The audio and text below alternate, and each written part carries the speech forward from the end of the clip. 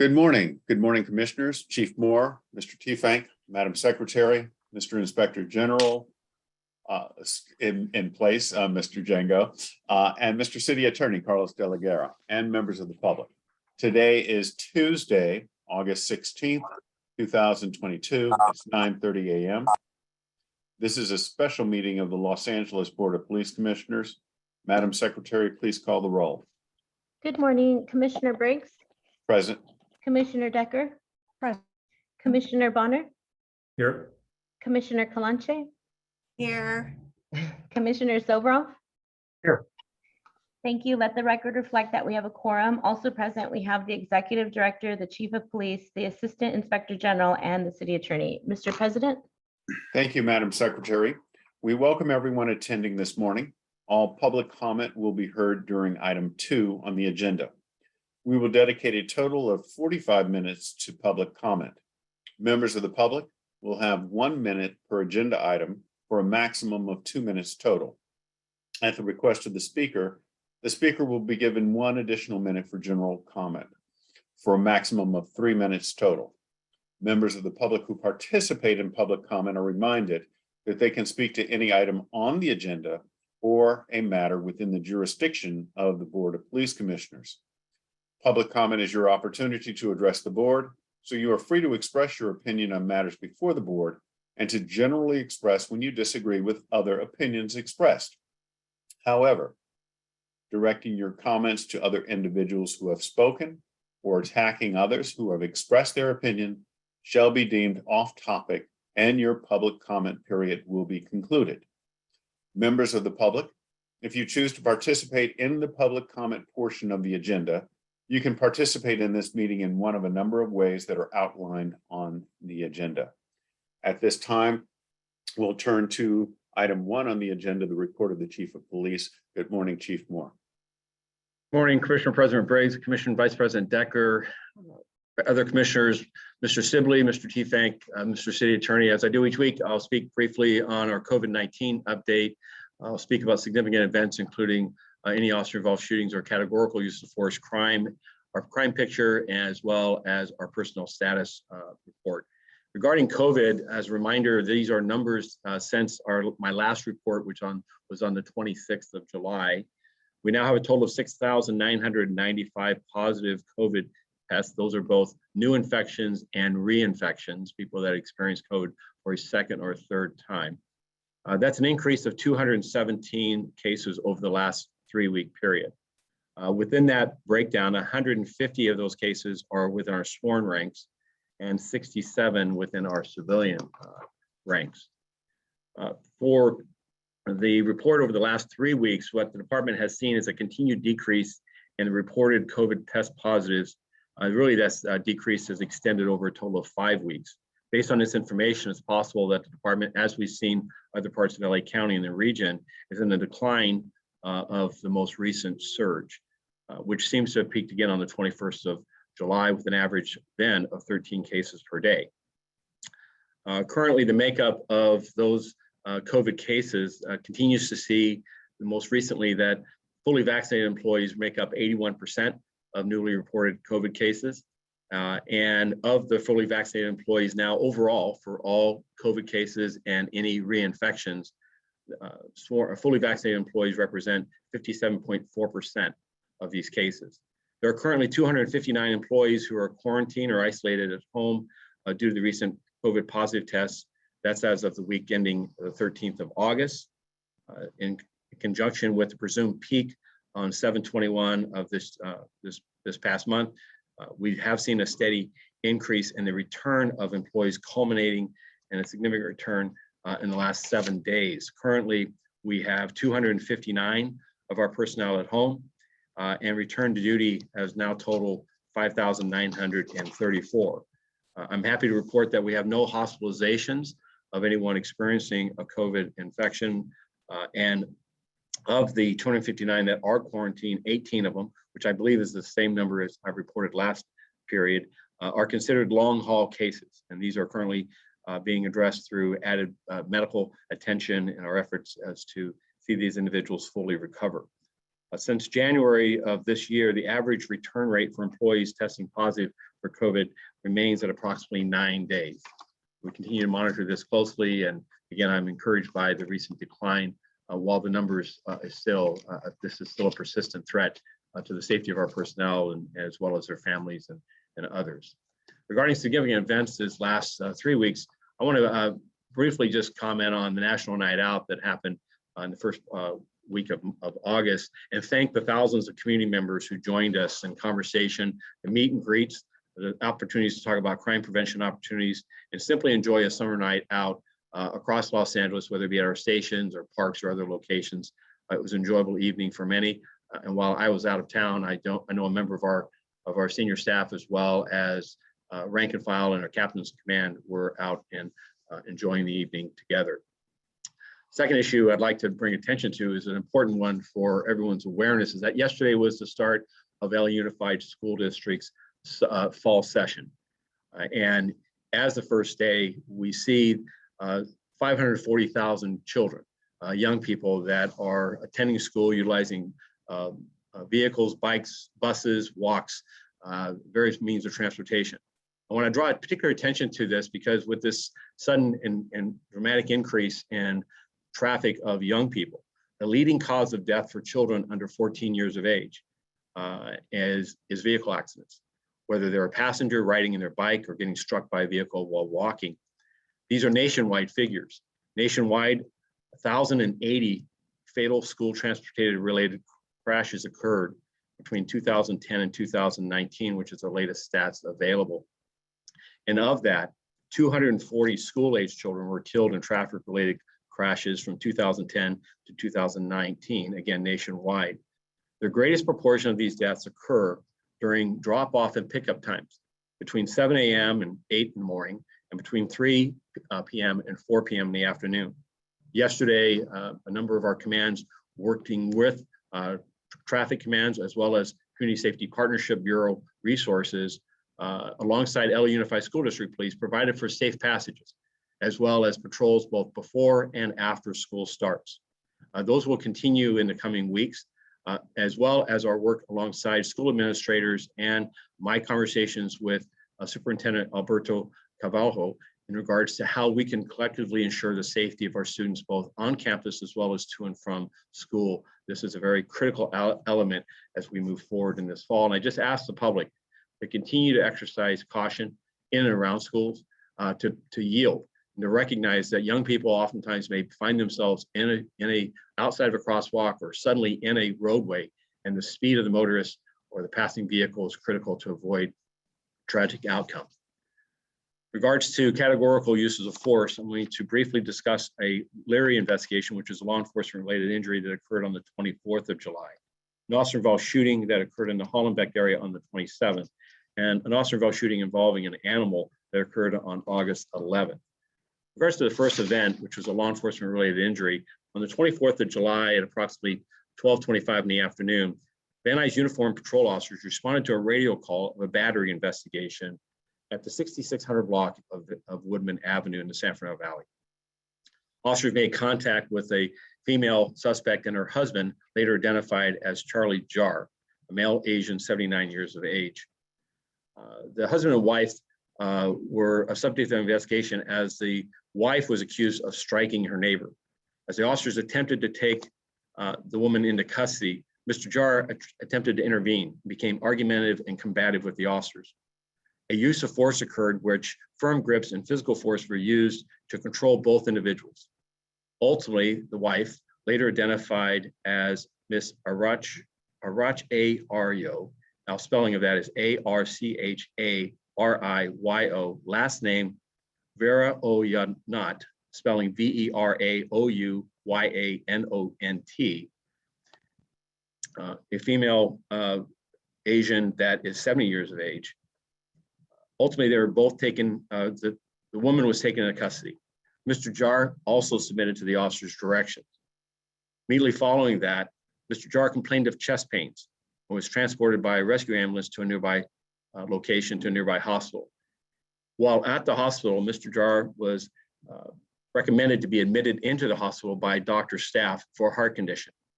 However, it's reported that he refused admission and left the hospital without further medical treatment.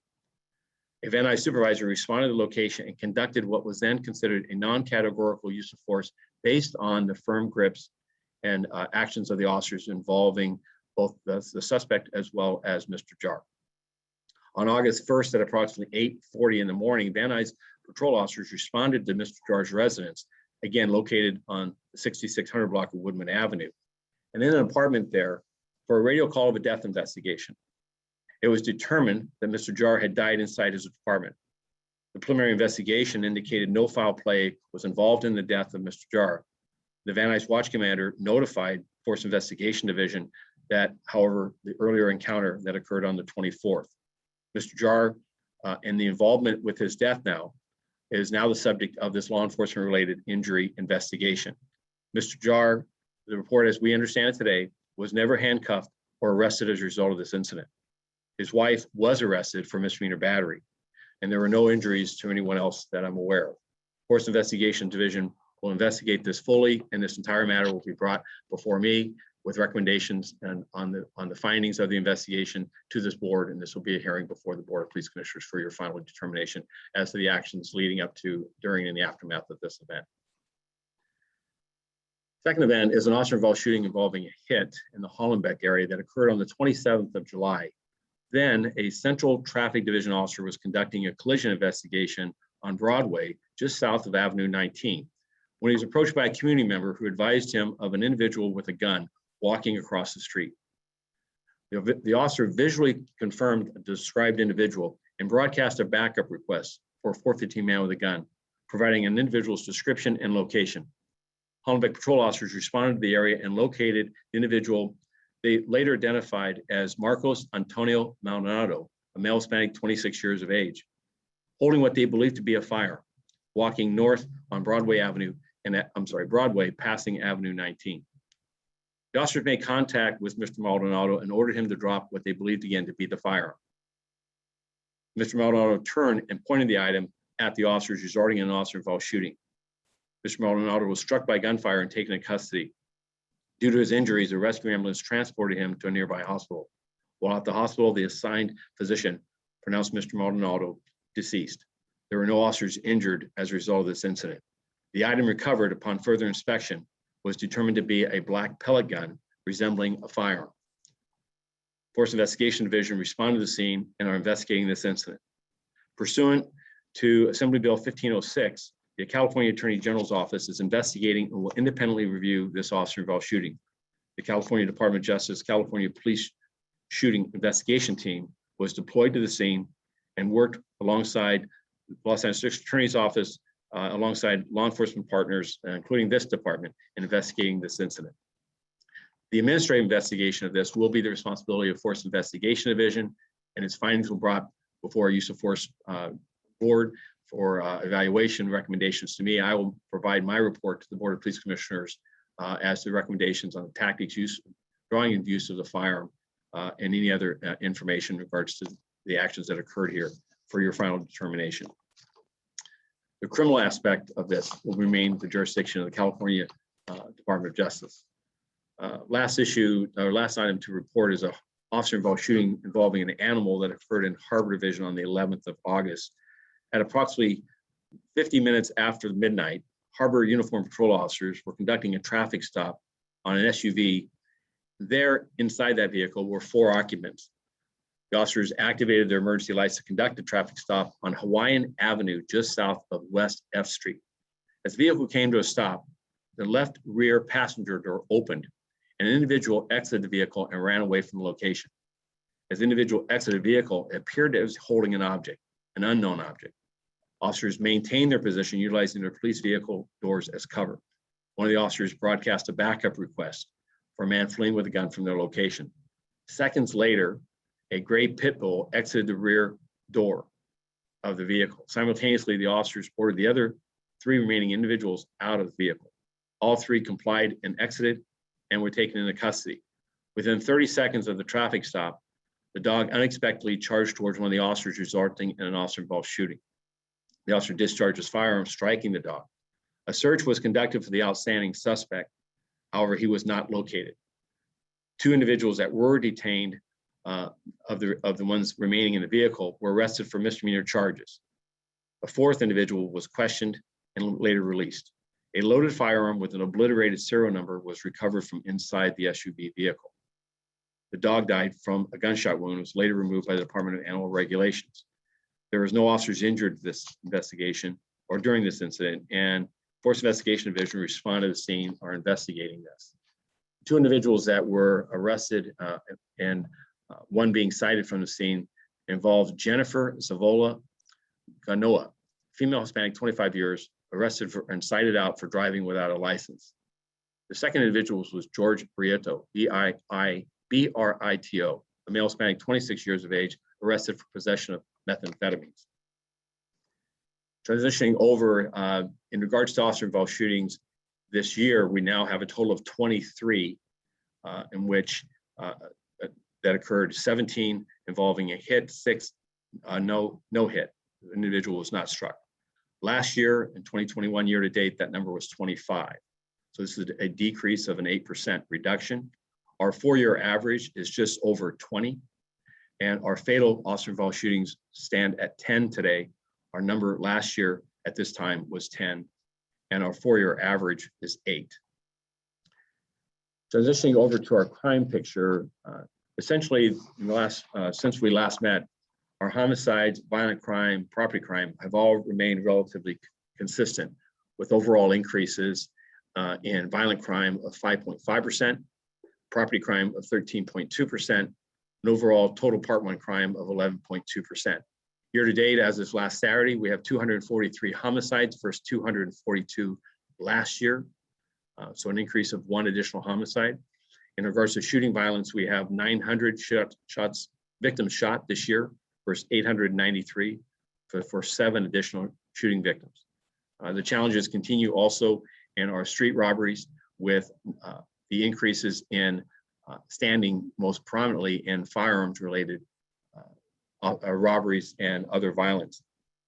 In regards to, just as a quick snapshot, in regards to our shooting violence and homicides, of the 19 homicides over the last 2 weeks, 73% of them involved a handgun, and 5 involved a knife.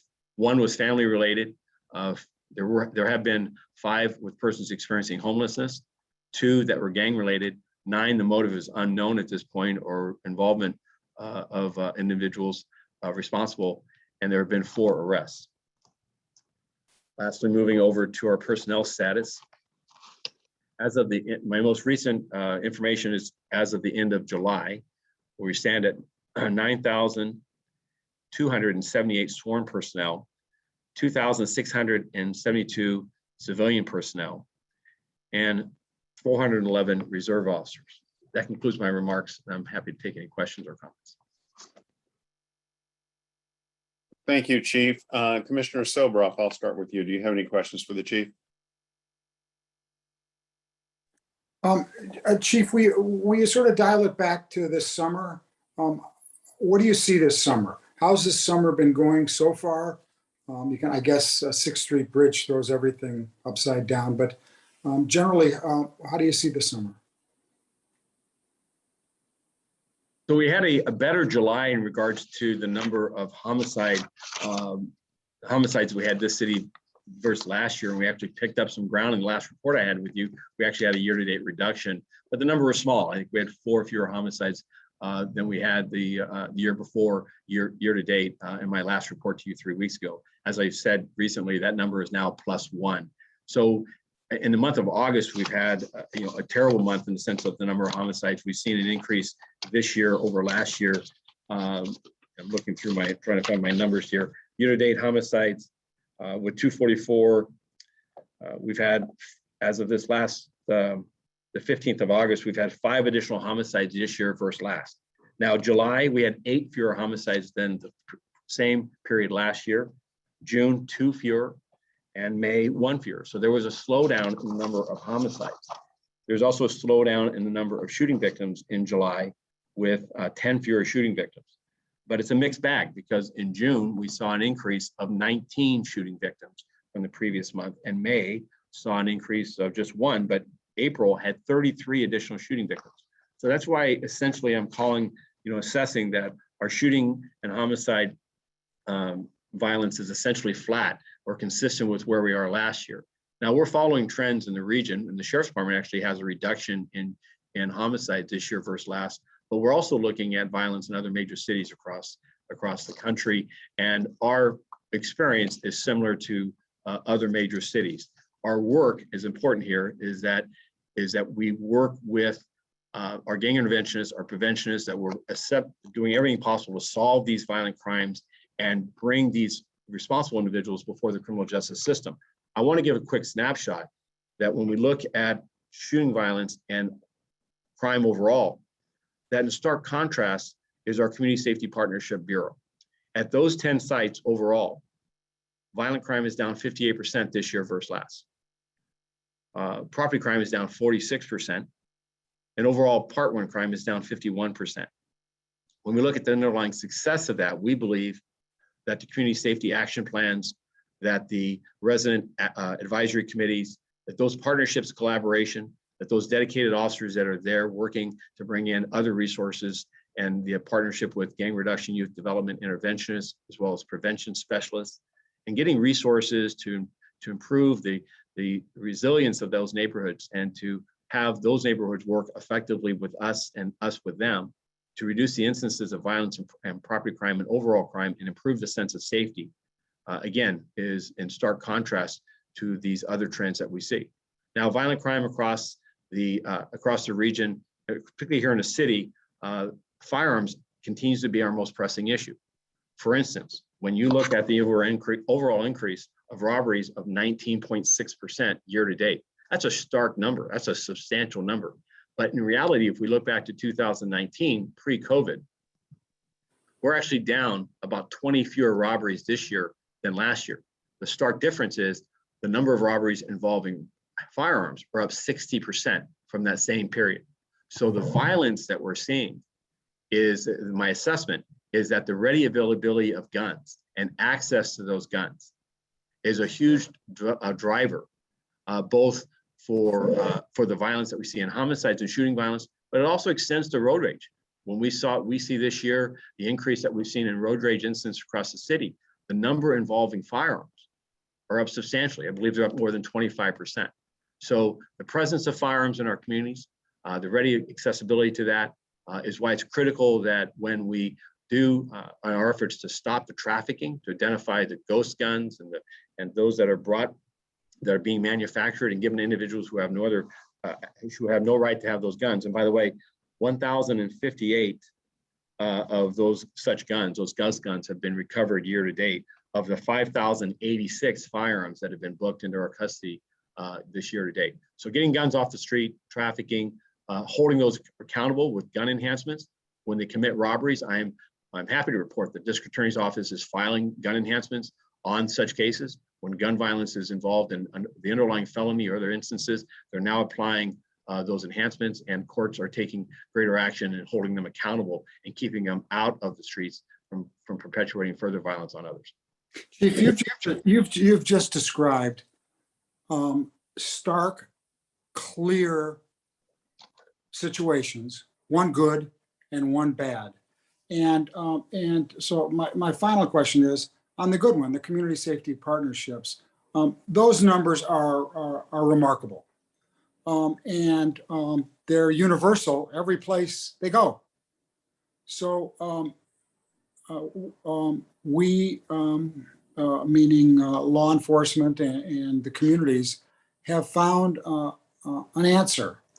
What do you see? What do you want to see next year in the expansion of those? And then conversely, on the bad side, which is simple, I mean, what's going on with guns is unsustainable, dangerous to every person in Los Angeles.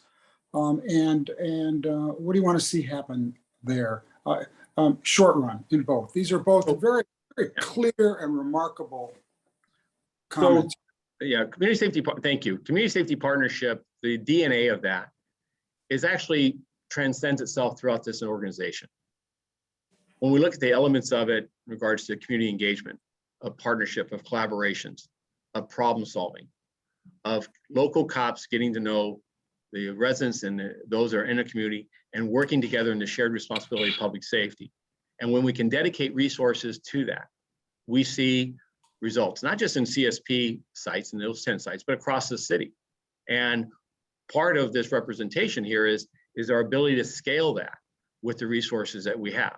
But make no mistake, within the organizational structure and our strategies as a department is our commitment to remain engaged, such as Summer Night Lights, such as National Night Out, such as Foot Beats, Coffee with a Cop, working with neighborhood watch programs, working with our communities or CPAPs, working with volunteers to find opportunities for us to work together to identify persistent underlying issues that we can ensure the appropriate resources are brought to bear, because every problem is not a police problem, but these problems do manifest themselves and cause violence and issues that result in it becoming a police response. So the efforts of what I see the success, I want to call this out. It's not hopeless.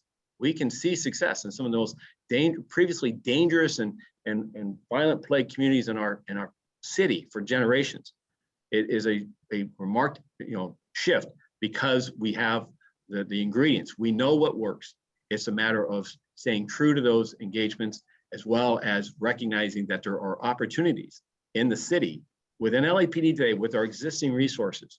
The added resources that the city council, the mayor has supported us with by adding our ability to add uniform patrols, investigative resources. Those are critical. This is not, we're going to arrest our way out of this. On the enforcement side, it is also critical that we focus on gun trafficking, that we focus on the sources of these guns, and that when those individuals are identified and those are brought before the criminal justice system, that the rest of the system works, and it works in understanding the severity of the risks that these individuals pose. Because again, an individual carrying a firearm and using it in the commission of a crime such as a robbery or shooting violence, it is a rarity as far as the general population. Very few, very small elements of our population are responsible for this level of violence. And when those individuals are identified and they're brought and prosecuted for the underlying crime of violence, the underlying involvement that they're engaged in, it's important that the criminal justice system weigh in and hold that person accountable, both as a removal from the community to keep them from perpetuating that violence, and also as a deterrent to others, that if they go down that road and they use a firearm, that they're going to see enhanced penalties and they're going to see enhanced punishment for the crimes that they're involved in. Okay, thank you, sir. No more questions. Thank you, Commissioner Soberoff. Commissioner Kalanche, welcome back. Do you happen to have any questions for Chief Moore? I don't, thank you. Thank you, Commissioner Kalanche. Commissioner Bonner.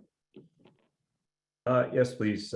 Two questions, Chief. One, just going backwards on the CSP sites and the statistics you were citing. It'd be interesting if you know now, but if you maybe pull us together, I would appreciate even a more rounded out picture of the level of activity there relative to the policing activity. That, like, what is also the number of, or what do the stats look like in terms of stops and use of force and things of that nature, so that we can understand whether you've seen just a reduction in the level of crime, but also a reduction in the traditional policing tactics, if you will. So I don't know if you have a comment on that now, but I'd be interested in understanding what that looks like. So I'm proud of the work of Deputy Chief Amanda Tingarides and her team. They track the metrics of this to include the activities you're talking about. We know historically that that this model involves the, if you will, non-traditional means of police engagement, which results in fewer arrests, less use of force, and instances of greater community trust and collaboration and engagement. I'm not prepared to give you those specific stats today. However, I would welcome an opportunity for Chief Tingarides and her team to give a mid-year report if this is something that meets your approval, or to meet with you separately. Those stats and those reports are readily available, and we'd be happy to produce them. Yeah, I appreciate that. And I would just make that suggestion to Commissioner Briggs. I think it was sometime earlier this year or maybe later last year, where we did have make that offer of providing that time for the CSP Bureau to give a kind of a mid-year review or presentation. So I think at whatever appropriate time, I think that would be a good thing for everyone to hear, particularly given the statistics that you reported on this morning. So, Commissioner Bonner, yes, we will be having the CSP do a presentation for us this upcoming October, I believe. We're putting that on the agenda. excellent, appreciate that. And then the other question, Chief, is just going back to your first point about the return to school. Do you know, generally speaking, I know that there's been some conversation just broadly, nationally and here about the crime trends during the summer months. The idea that crime goes up with as during the particularly hot times of the year and so on. Is there any similar trend, or what does that trend look like relative to the return to school? You mentioned the potential risk of increased, traffic injuries and accidents and things of that nature. But is there anything beyond that in terms of what you generally see when kids go back to school?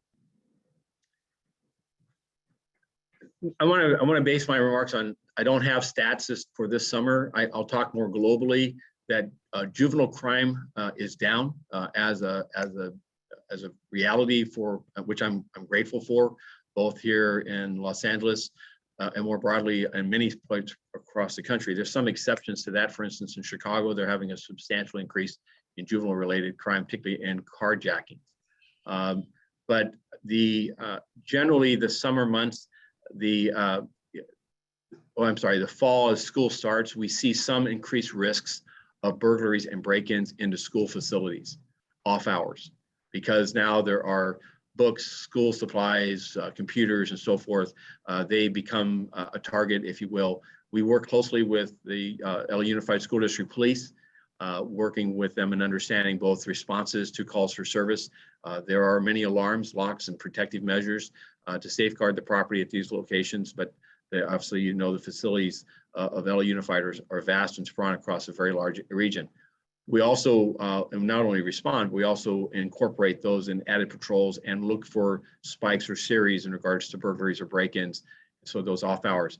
During the, obviously school's now in session, the opportunity for conflict or fights or squabbles, both before, during, or after school is something that our local commands working with school administrators have already met and discussed, and to ensure that if there are individuals that are involved in felonious activities and so forth, that we're working with them to ensure the safety of those schools.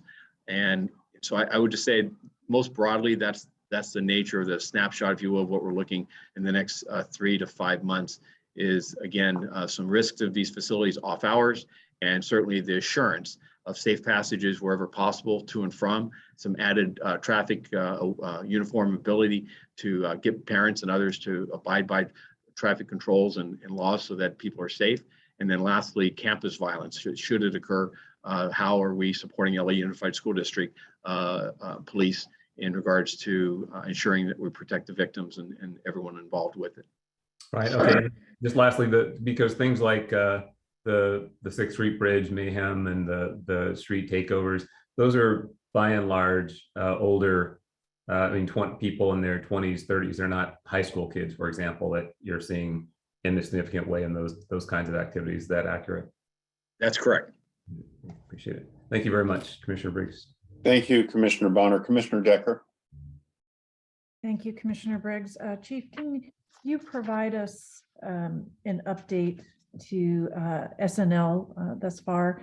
You alluded to it in answering Commissioner Soberoff's question about CCTV, and you referenced that as another program. I wonder if you can give us an update on how it's going this year.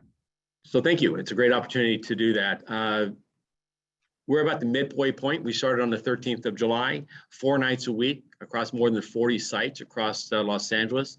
We're at that halftime. We're now beginning on the 19th of August. We'll run until the first week of February. It is scaled back to 2 nights a week, Fridays and Saturdays. Again, at each of these locations, we have officers assigned that are walking and talking and engaging youth and parents and others and from the community. The feedback I've gotten from from the grid director. Reginald Zachary is tremendous success. I've also assigned Sergeant Andre Clonce, who works with Reginald and is actually went out of our community relations office, has actually visited these sites, as well as our captains and senior staff, to ensure that our personnel there are actively engaged. And the communities, how are the operations running?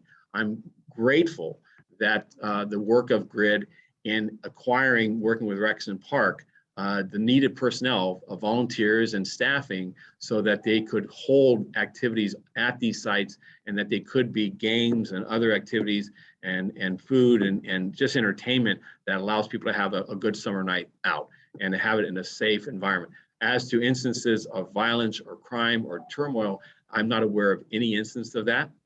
In fact, quite the contrary, these have been and will continue to be, I believe, festive sites and sites in which we will provide a protective presence. I am aware that there are, at least most recently in my mind, just from last week, resources assigned to ensure the safety of these passage, if you will, the neighborhoods, that did conduct a vehicle stop and did recover an individual with at least one firearm, and which posed a risk to those that were in the area. So this is a balanced effort of our department to have a presence to a softer side of the department, but also at the same time remain vigilant that there may be opportunists or those that would want to prey upon these locations or the neighborhoods surrounding them. And of course, there'll be our efforts, our vigilance is to ensure that that violence does not occur. Thank you, Chief. I appreciate it. Thank you, Commissioner Briggs. Thank you, Commissioner Decker. Thank you very much, Chief Moore. At this time, we're going to go to item 2 on the agenda, public comment period. Madam Secretary. Okay, our first speaker is Betty Lay.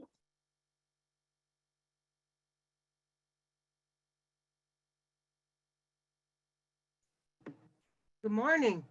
Good morning. What items would you like to speak on? Chief's report, agenda items, public comment, please. Okay, 3 minutes. Okay, first I'd like to congratulate Briggs and Decker for their stayed as the board officers. I think that's awesome. I appreciate Chief's report. It's kind of sad though that our sworn is now down to 9,278. We do need to build that up, though I realize a lot of it has to do with passing the academy, and I understand that. With agenda items, I support 3A, B, C, D, E, F, G, H, and agenda items under number 4. I support all that the board supports. I also appreciate Chief's report and thanking everyone who is involved with National Night Out. I know that several of them here in the San Fernando Valley was amazing. Ours alone took in over 300 community members. So that was great. And I just want everyone to stay healthy, stay safe, and I yield the rest of my time. Okay, thank you. Next, we have caller ending 3146.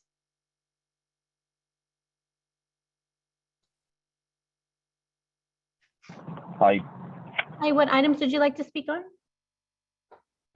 Chief, public input to close the helicopter. Okay, 3 minutes. So when I was cut off, I'd say, you're real sleepy, real sleepy. Officer's real sleepy, had a big yawn.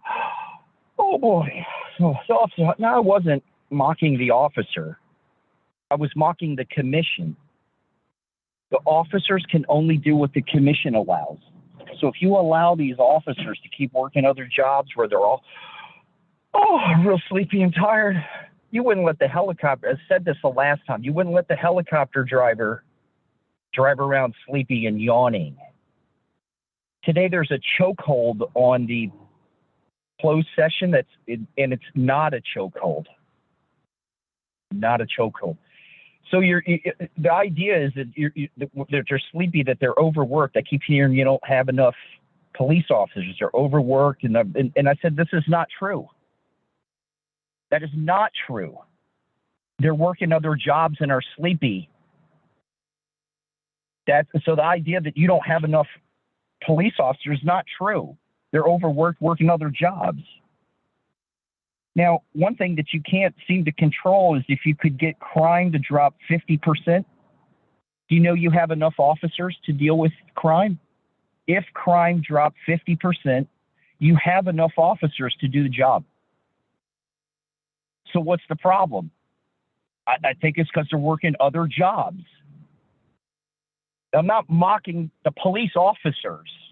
You people, 5 people oversee, who are worthless, oversee what's going on with the Eric the toilet. Now, they kicked an officer. The officer kicked a guy who was in handcuffs. Do you notice there are not 2210.46 responsibility for officers to report misconduct? You know, there's not like 20 reports of that. And the chief, when he talked about it, didn't bring it up. We're talking about a guy who's in handcuffs. He was stepped in the face, and nobody said anything about it except for Bonner. We say that again. There was a guy who was in handcuffs. I know he was giving you a hard time. Okay, he was resisting arrest. It was not a reason to say was the officer real sleepy and didn't really know what he was doing. Could he not control the anger? Right? Morale and high resilience for the police department. That happens when they're well rested, well slept.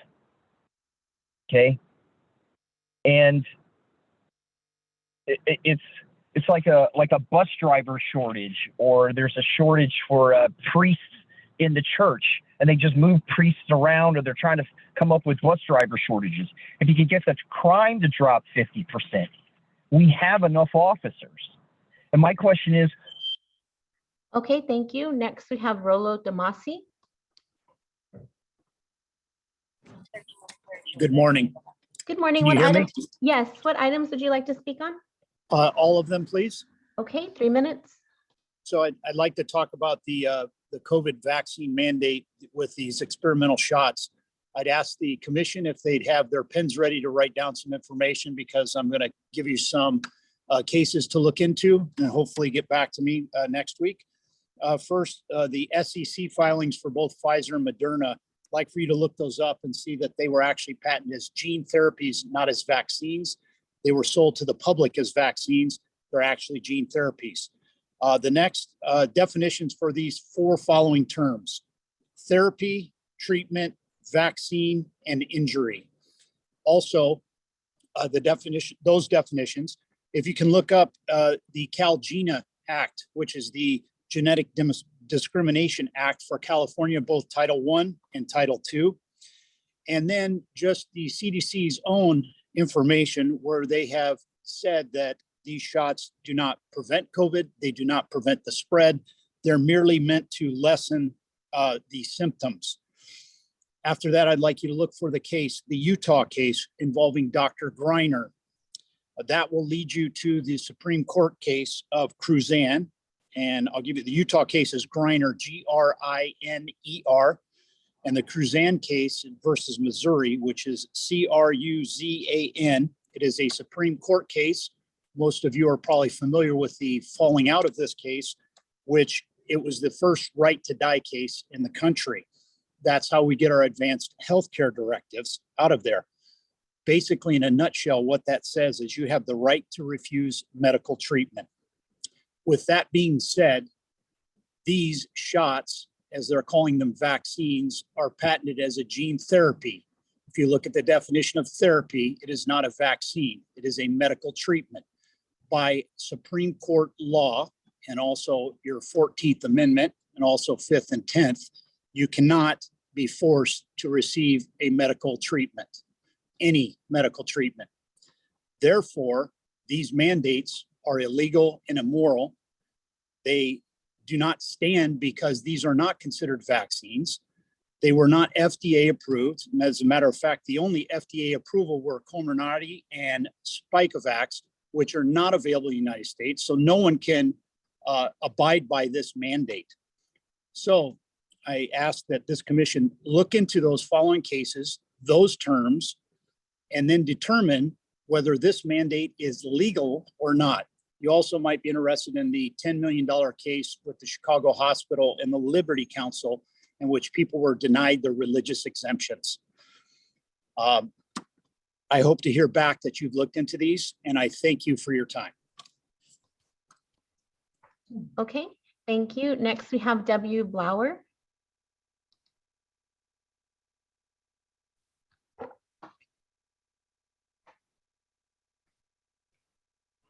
W. Blower, you're on.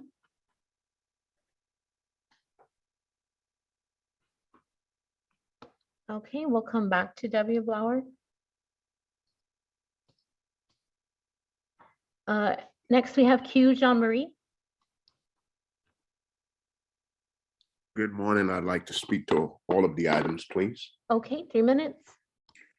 In terms of community safety partnership, it is interesting that these include things that the community has been fighting for, right? We talk about the success of community safety partnership, but those are just bringing in the resources that the community has been advocating for, right? In situations where you don't have those resources, that you don't need to bring in the police in order to bring in the resources. You can bring in the resources without law enforcement. Law enforcement doesn't have to be there in order for us to have safe communities. Obviously, we've been saying this forever, that communities that have resources have less crime, and they have the ability to hide the crime that they do have. Secondly, as it relates to gun culture, how are we going to solve our gun issue or firearms issue when we have a culture that promotes guns, including law enforcement? Is it really realistic to expect the mitigation in guns violence when we have a culture that promotes it? The chief talked about there was 158 ghost guns out of 5,000 that was recovered. Out of 5,000 guns, 158 ghost guns.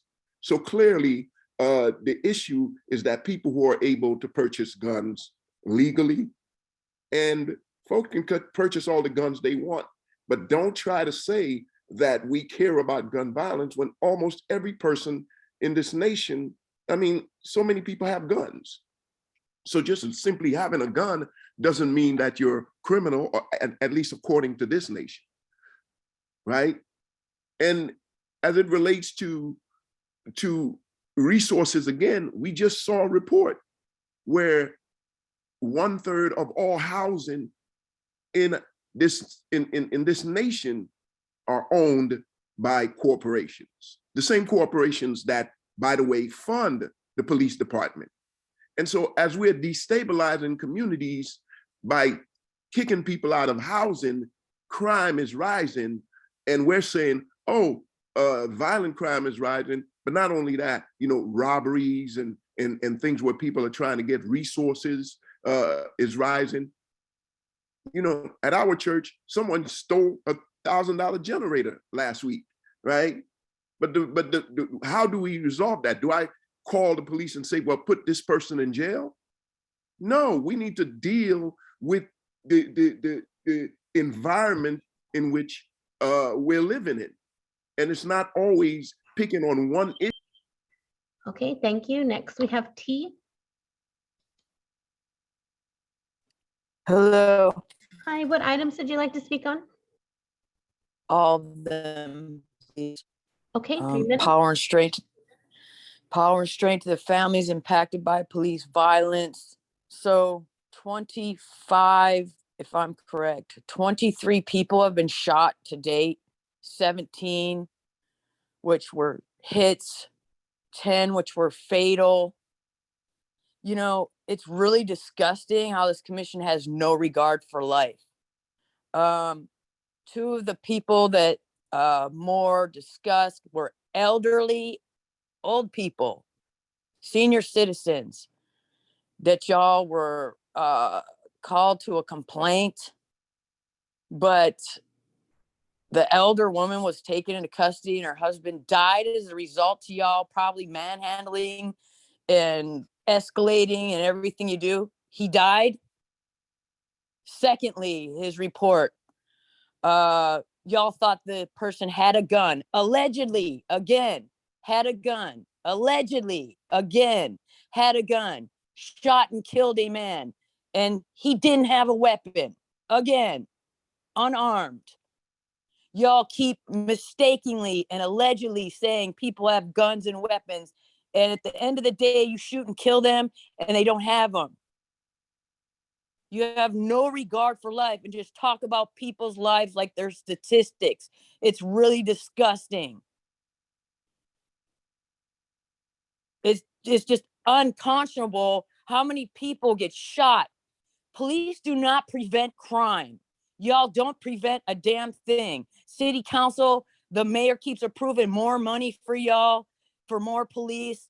You don't prevent anything. Conditions are creating crime. Poverty is creating crime.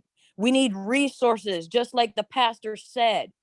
There, and all you see on every agenda item, A through H, on here's y'all asking for more money. You get 3.8 billion a year already, and you want more money to weaponize and militarize.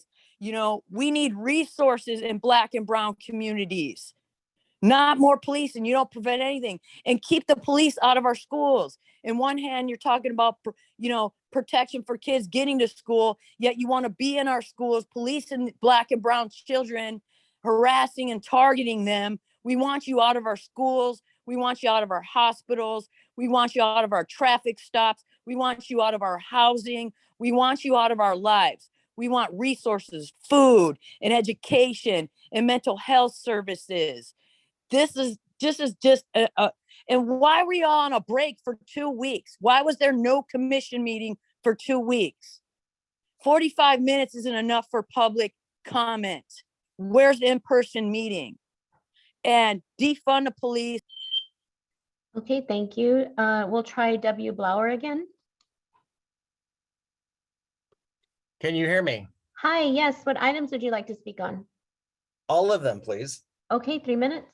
Good morning, everyone. Chief Moore, I just want to let you know I followed up with Dominic Choi in regards to the missing information about the 6 times you did not report on agenda item number 1. After a week with no response, I also emailed you with my concerns.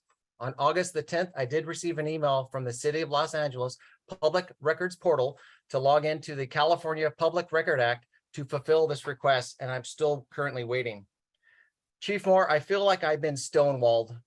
To be honest, this information is a part of agenda item number 1, and you failed to provide it to the public at a police commission meeting.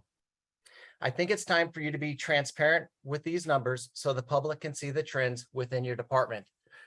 Remember, you are the voice of the LAPD. You need to have the ability to be an effective communicator. Me personally, agenda item number 1 containing the COVID-19, I would appreciate the meat and potatoes.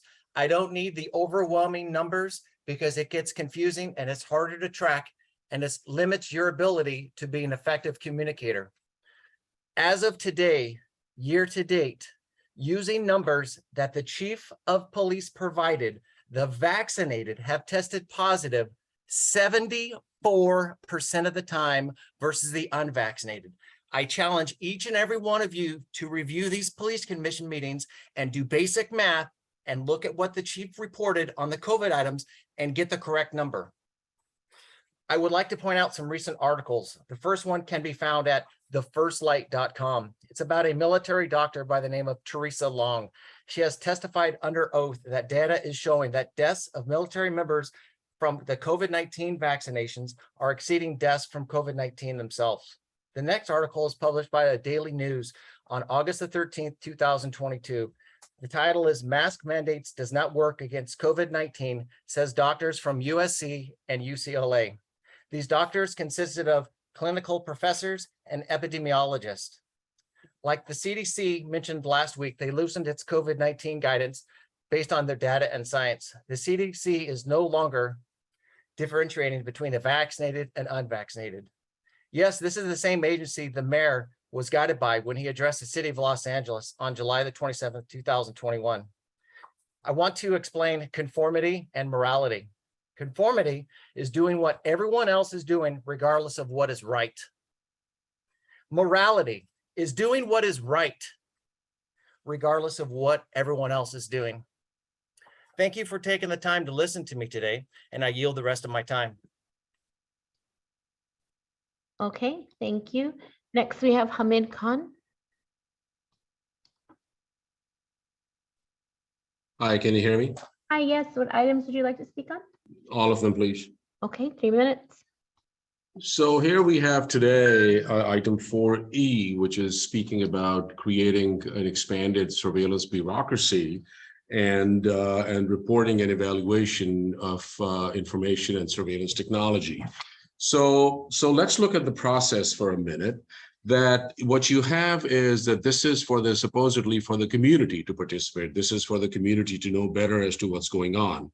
But what you have is that overwhelmingly, the community has rejected this process. We sent a letter that was signed by over 25 different organizations who are on the front lines of fighting back and working with the community 24/7, who have categorically rejected this process.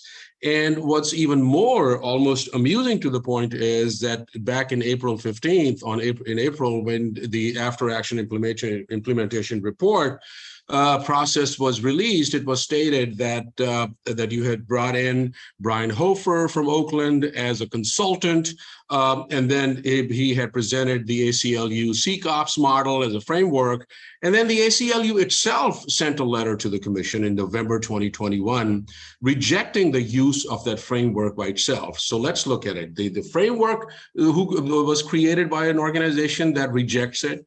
The community is rejecting it, and then on top of that, to top it all off, you import an outside consultant because we filed for public records, and these emails were released where on July 15, 21, McMahon reaches out to Hofer asking that we look forward to working with you, and within 11 minutes he responds, I'd be honored to participate. So no one in LA is a part of this conversation, none, zero.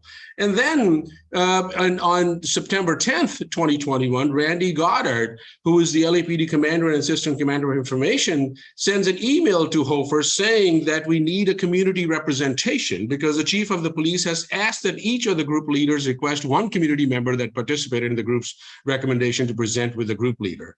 And this was done in agreement with McMahon and Richard T. Fank, the public records show. So you are basically importing people from outside. You are bringing in people from the Bay Area because there's nobody in LA, right? And then, so this is the kind of conspiracy that we are looking at where there's a complete rejection of this process, but yet do you have to go outside of Los Angeles to prove your point? So if there's any iota of shame, which is like is a huge task, I think for once, whether this commission is going to take into consideration that what the people of Los Angeles are saying. The people of Los Angeles are saying that we completely reject this proposal. We completely reject any notion of any more bureaucracies. And we completely reject this whole idea of even importing people from outside. Okay, thank you. Next, we have Haram Cormier Jr. Yeah, you can hear me. Hi, what items would you like to speak on? All items. Okay, 3 minutes. Yeah, there's a lot of hypocrisy going on. How can in one sense you talk about crime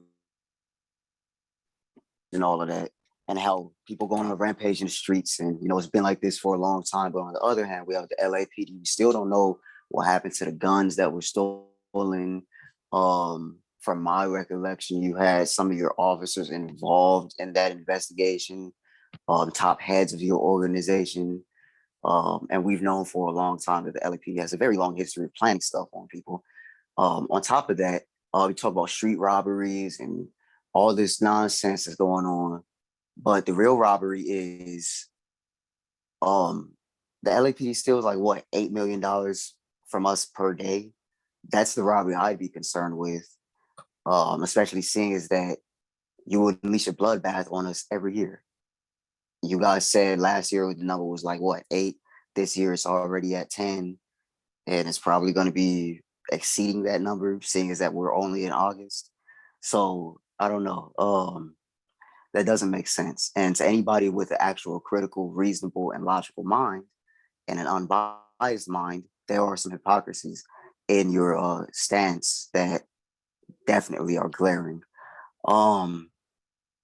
So it's also very offensive for Michael Moore to come over here and talk about traffic violations and keeping people safe when you are the same head of the same department that kills so many people, arrests so many people, criminalizes so many people.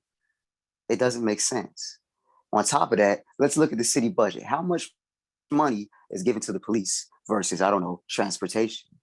You can see why there'd be so many accidents. I'm pretty sure everybody has heard about the accident that happened with 6 people being killed, 2 of which were related to me. So I don't understand how you're going to sit in my face and tell me that we need to warn children, we need to warn our residents in the city of LA that something needs to be done. Man, save it for real, because it just, you're not making any sense, buddy, for real. So yeah, bro, get your shit together and defund the police. Fuck you. Okay, thank you. Next, we have caller ending 1264.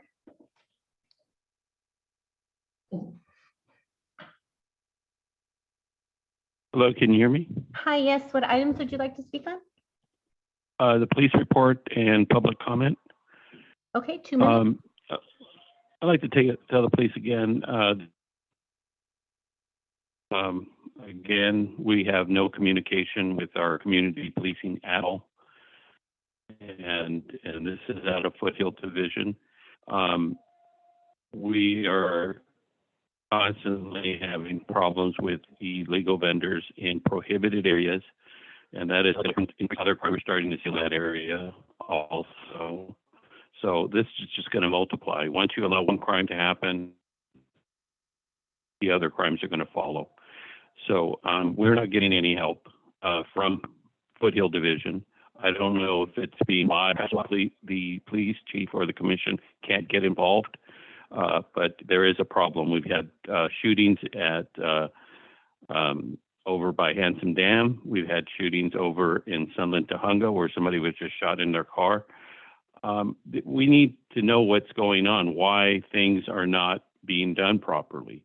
And a lot of preventative actions are not being taken.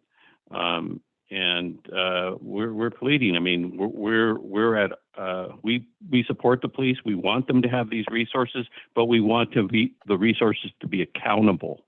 Okay, because if we continue to see crime and you continue to get resources, we want to know why. So that's my comment, and I'll give the rest of my time to whoever else is next. Thank you. Okay, thank you. Next, we have Steve Rogers. Good morning. Good morning. What items would you like to speak on? All items, please. Okay, 3 minutes. The theme of my remarks is going to be missing in action. Missing in action, MIA. This police commission did not meet for 2 weeks while we have a crime crisis in our city. That's unacceptable. Welcome back, Kalanche. I'm underwhelmed by your dedication. I don't know where you went, but you could have at least shown up to the meetings. So missing in action. I support the police. We need the police in action. We love the police. The police prevent crime. The number 9,278 sworn officers, that is not enough for a city this size. When it comes to National Night Out, I'm glad to hear that the San Fernando Valley had a good representation. I could not find a National Night Out. It was not on the lapdonline.org website. I could not find it there. Was it being kept a secret? Central Division, I'll use them as the example. That's Division number 1, downtown Los Angeles. For the past few years, they have been basically having their own event, using a van going from one place to one place for about an hour. There are more personnel there than actual citizens. The citizens don't know about it. So the citizens have to know about meetings. If there are community meetings, can they be listed somewhere? It's hard to find where the footbeats are. People have trouble connecting with the department. You need to have better communication. And basically your job should be to reduce crime and the fear of crime. And I hear vague nonsense occasionally about building trust, building trust. You know what builds trust? Good communication. When you call the department, you should be able to get a person to talk to. They should be responsive to your problems. Chief, what are the response times to calls? Calls for service. Calls for service are down. Is that because people are giving up and they realize it's futile? How long do they have to wait? Now talk about crime statistics. Let's see some, for example, robberies. Let's break it down. You want to talk about race issues and identity politics? Break it down. What we ask for that consistently and we don't get it. Hate crimes, who's committing the hate crimes, who are the suspects, who are the victims? That information is all there. Start providing information, do a better job on the website. It's not acceptable to have a department that is disconnected from the community. We need the police. The victims need the police. And I want to mention one victim and remember him, Jose Mancia, 64 years old, beaten to death in his home in Lincoln Heights on July 4th after watching fireworks, celebrating July 4th. He was beaten to death with his own cane. Take a look at the story. Is there a follow-up? All murder victims count. They're not just numbers. These are people. Prayers out to him and his soul and his family. We need to do better. A gun would have made the difference. The gun is a distraction. People need guns for their self-protection because the police cannot be there in time to protect them. That's all I can say. Stay safe. Okay, thank you. Next, we have caller ending 4952.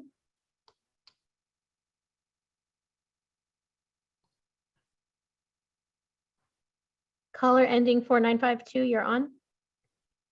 Yeah, hi, can you hear me? Hi, yes, what items would you like to speak on? I'm going to speak on all of them. Okay, 3 minutes. Hi, this is Tiff Guerra, Stop LAPD Spying Coalition. So I'm calling in today to join community members in just outright rejecting the proposed process for LAPD to adopt and use surveillance and information sharing technology. And we've been extremely clear about this. So when you try to indicate that this is some kind of process that has been developed with the community or that the community approves or wants or has been asking for or will benefit from, that is an absolute lie and falsehood. It's something we've been consistent about over time as well. Not wanting this technology, not wanting any kind of sham review process. We reject it in 2017 when you suggested the pilot program for LAPD SWAT to start using drones. So the community resoundingly said, no, we don't want LAPD to use or have drones, regardless of the situation. Over 96% of the feedback you actually received at that time said no, but you implemented it anyway. Same with facial recognition in the beginning of 2021, overwhelmingly rejected, but you implemented it anyway. So what you consistently demonstrate to us is that what the community is saying doesn't matter to your decision making. And we understand that, and we know that that's not going to change. But what we are saying is this is a complete falsehood and sham to indicate or pretend that there can be any kind of useful or community collaborative process in place by which LAPD talks about the tech it is acquiring and reports on it. So we reject that, and we further reject LAPD acquiring and using more surveillance technology and expanding that. In addition, all of that focus on LAPD technology and trying to legitimize its acquisition and make that seem normal and transparent and make it seem like that's something that the community actually wants is a distraction from the things that people actually need and are demanding, which is not more cops and cameras, but an investment in communities and investment in those everyday services and resources that people need, including schools, housing, healthcare, transportation, making sure people have access to clean air and water. So these are all of the things that folks are naming. Even on the call today, we're hearing these things. So that is what people actually need and are asking for, not a continued investment and focus on policing and establishing some kind of sham process for LAPD to keep acquiring technology. Let's also understand that LAPD has never been forthcoming or truthful or even knowledgeable in its presentations about information sharing and technology. In fact, they consistently lie and misrepresent what they are doing. We hear them lie about the chronic offender program, Operation Laser, about automatic license plate readers. They most recently lied about the RMS, records management system, saying, no, it does not use AI technology when it absolutely does use AI technology. And none of that is going to change. And we understand that. But what we refuse to engage in or give any space to is pretending that a process can exist by which LAPD acquires and uses technology, and that is somehow okay with the community, and that we agree to that or are informed of how that is being done. It is making a Okay, thank you. Next, we have Anthony Arenas. Hi, I'd like to speak on all agenda items. Okay, 3 minutes. For agenda item 4, over 24 groups representing the communities who face the most harm from police surveillance in LA County have vehemently denounced these actions and warned LAPD against this policy. Along with the letter from 25 plus community groups rejecting surveillance approval policies like this, last November, ACLU SoCal warned LAPD against using the ACLU's CCOPS surveillance model that this policy is built upon. No policy has ever reduced LAPD violence. Throughout history, we've seen this facade of police accountability, guardrails, reporting, and oversight expand, especially after mass uprisings. All it's done is secure more resources and political cover for police terror. The acquisition and annual reporting of certain information systems and technologies proposal gives the illusion of oversight, but as these bodies have shown, they will always rubber stamp LAPD's expansion of surveillance technologies. Evaluation forums, self-auditing, and audits will always lead to the approval and expansion of surveillance technologies. I completely oppose these oversight bodies and their process, which only audits, reports, and does nothing for our community. And then I'd also like to speak on item 2 as public comment. I demand that this commission end the 45-minute limit on public comment.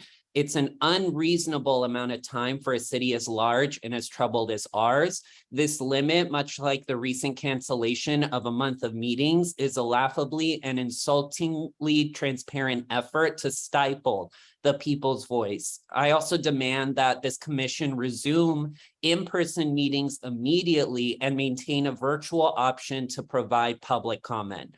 And people that are able to attend this meeting are allowed to give public comment, but it's required to happen before this commission and the LAPD even discuss the numerous agenda items. It's been clear that this commission's idea of public comment is simply a formality and rooted in disrespect of the community. This commission is a rubber stamp body that is complicit in the anti-Black violence inherent to the LAPD, and nothing makes this more apparent than the refusal to allow Angelinos the opportunity to speak on today's agenda items in order. I wasted my time. Thank you. Okay, thank you. Next, we have Akili.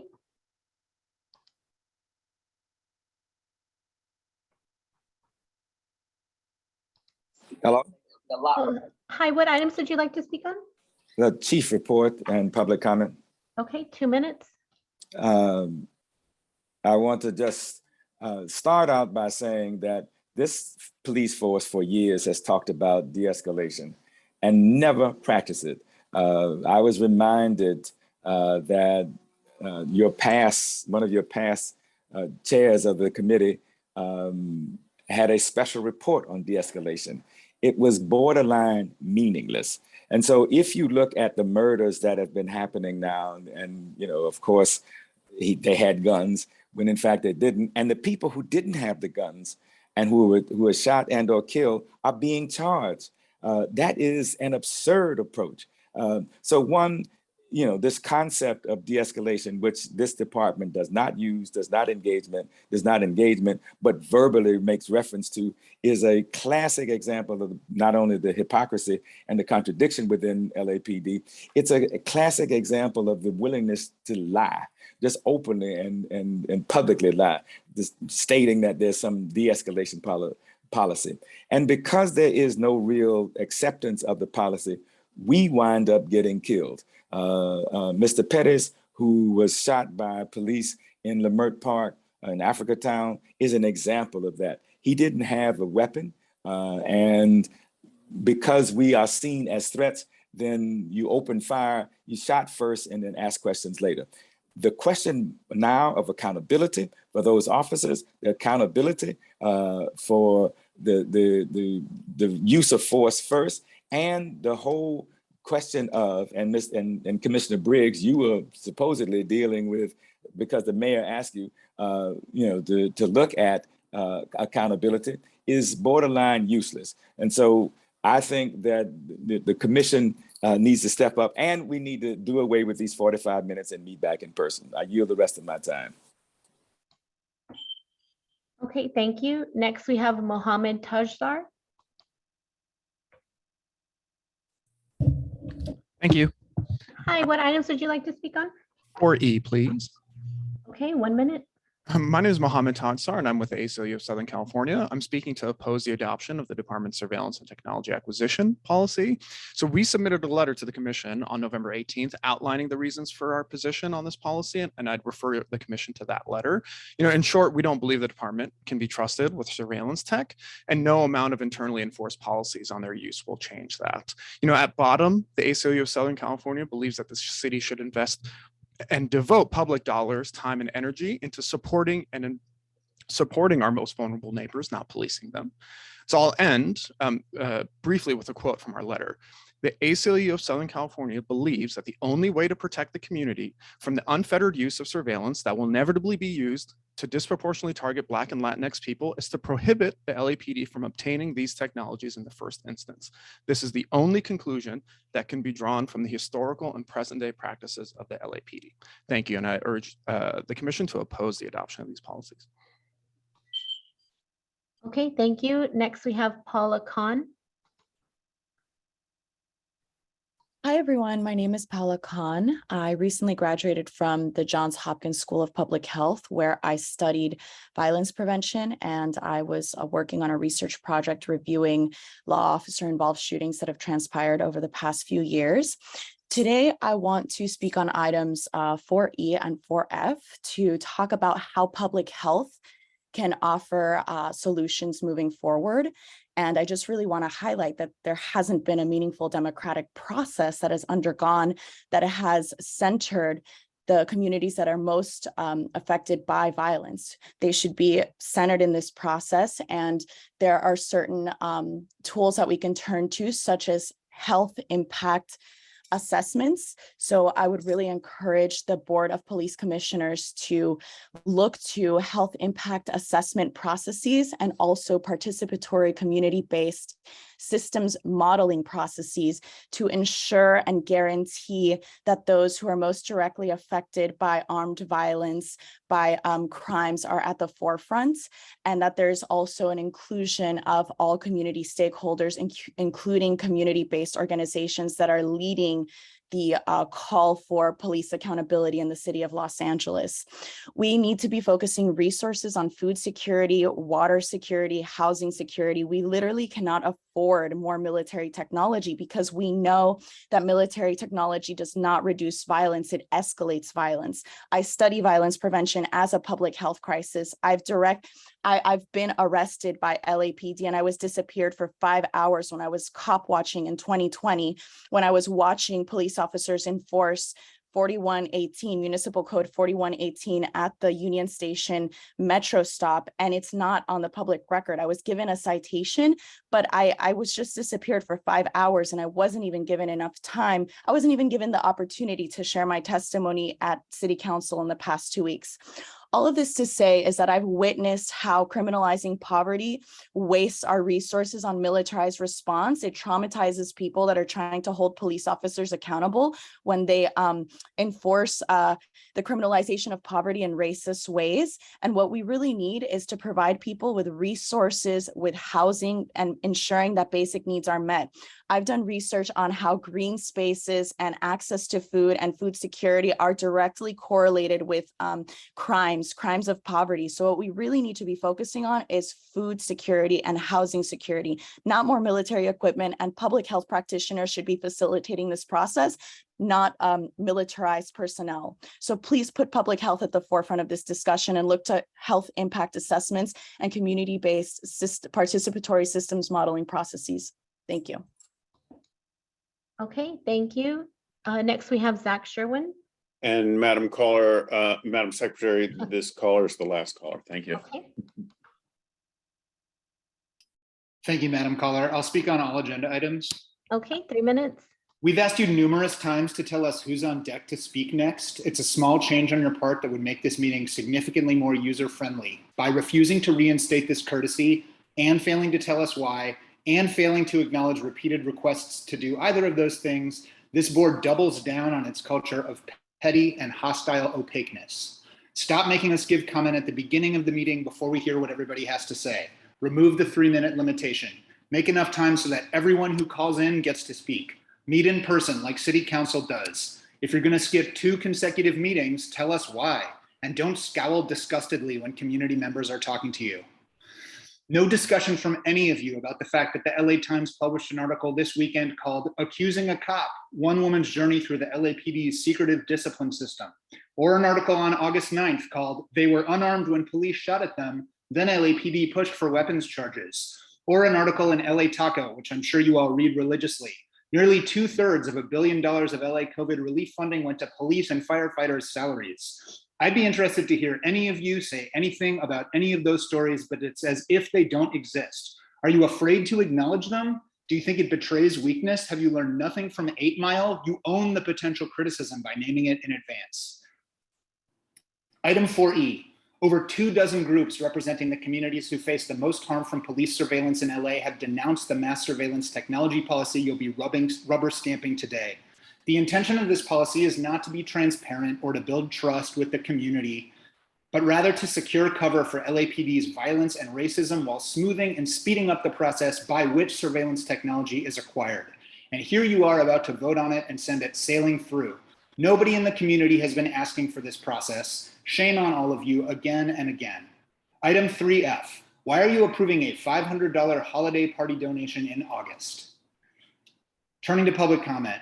At the last meeting, I was cut off from speaking by one member of this board who also referred to me as a, quote, jerk. You silence callers regularly for being off topic when leveling criticism at you. Meanwhile, you let other callers rant about vaccine mandates and gene therapy. Your First Amendment cherry picking is remarkable. Your skewed hostility to callers who are critical of the police is unmistakable. Your emotional fragility and your inability to tolerate criticism, even though you hold all the reins of state-sanctioned power, is disgraceful and should be an embarrassment to you if you weren't shameless.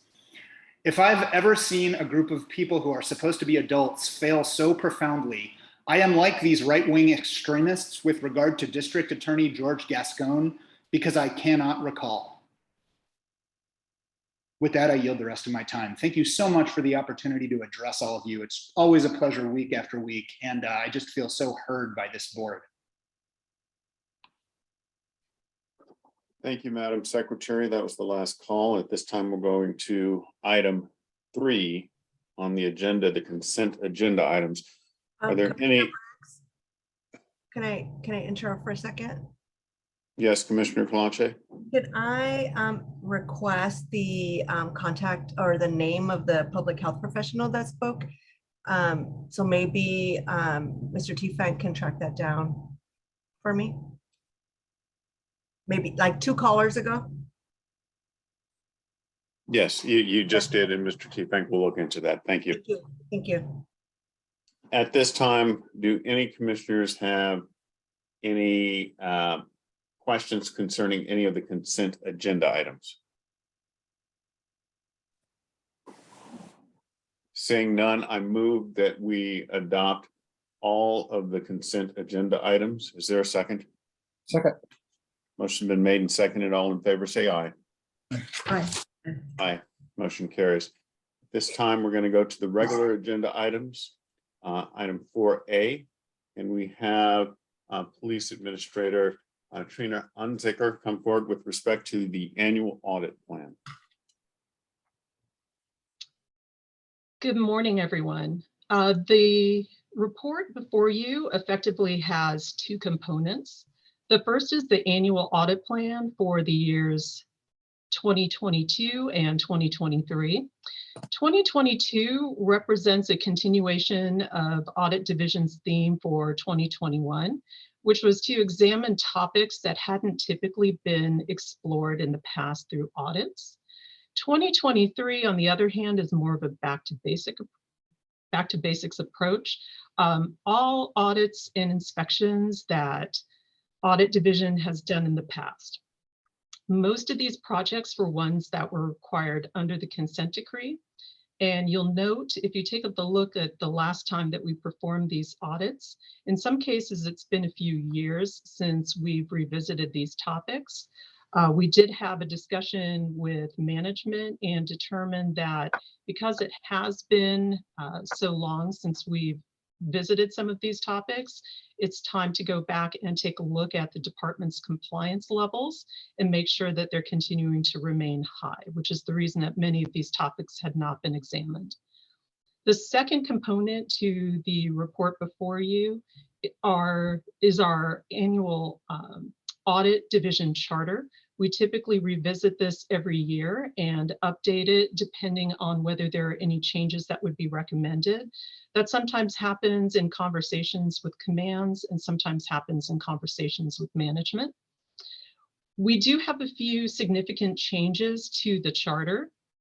The first is to provide both the findings of our report to command staff and also to provide a draft of our report prior to its release.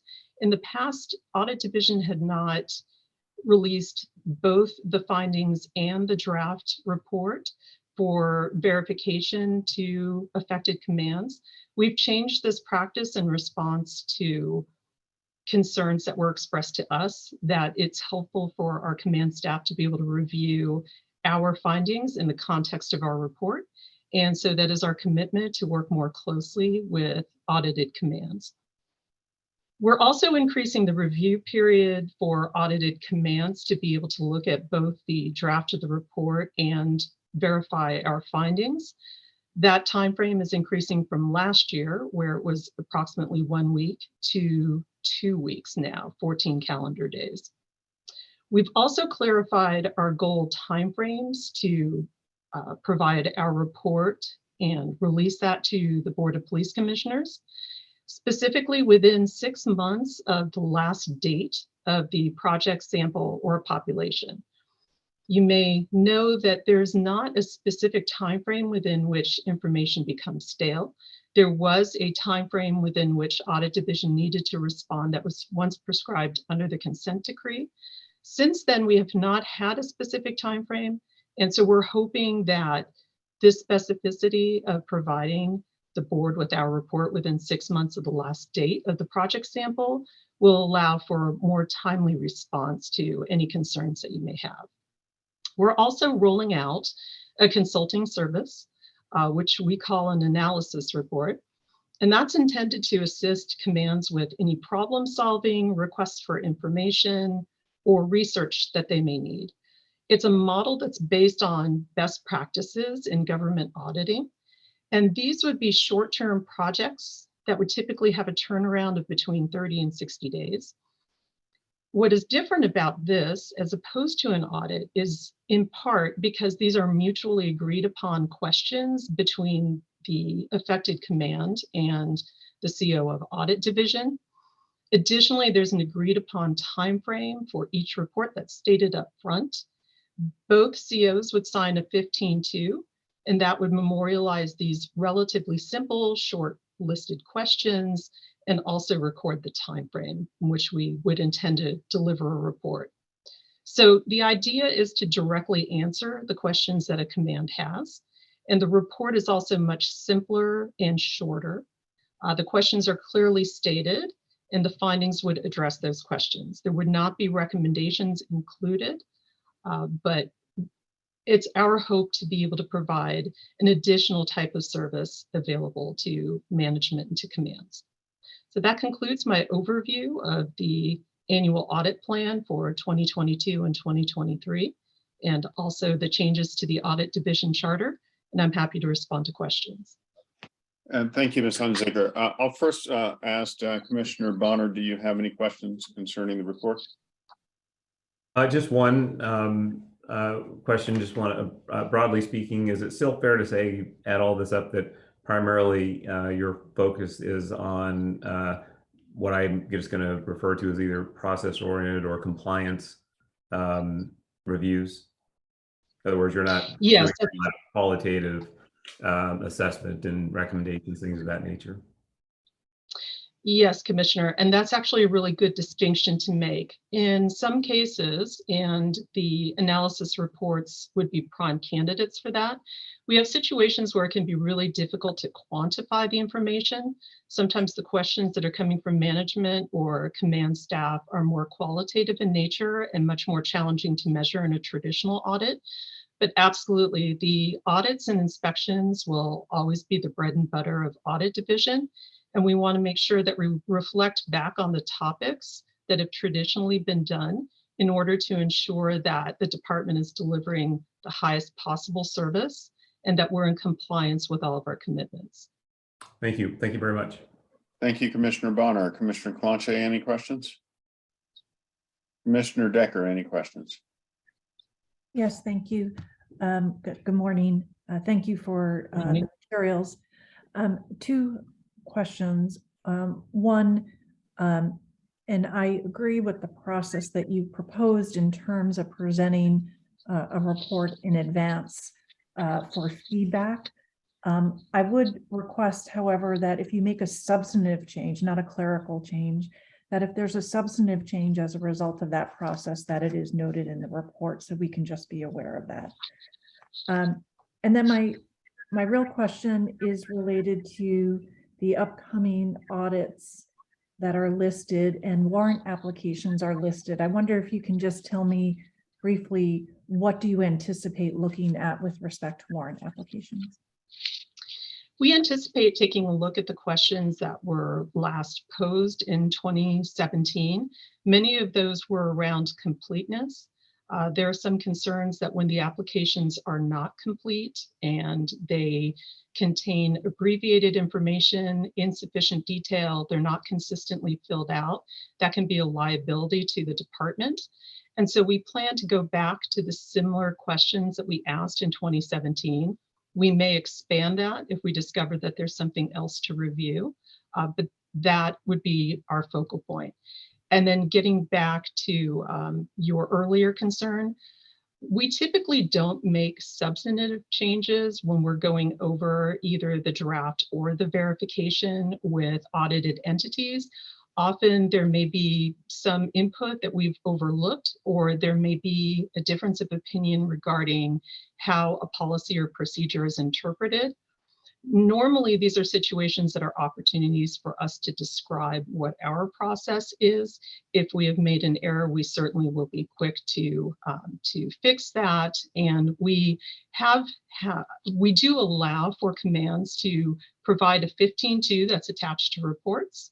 And so we will often indicate what information, we'll summarize what information is in that 15.2, so you're aware of any concerns that that affected command may have. Yes, I've seen those. It's just, since this is a change, if there are any substantive changes, I would like that noted.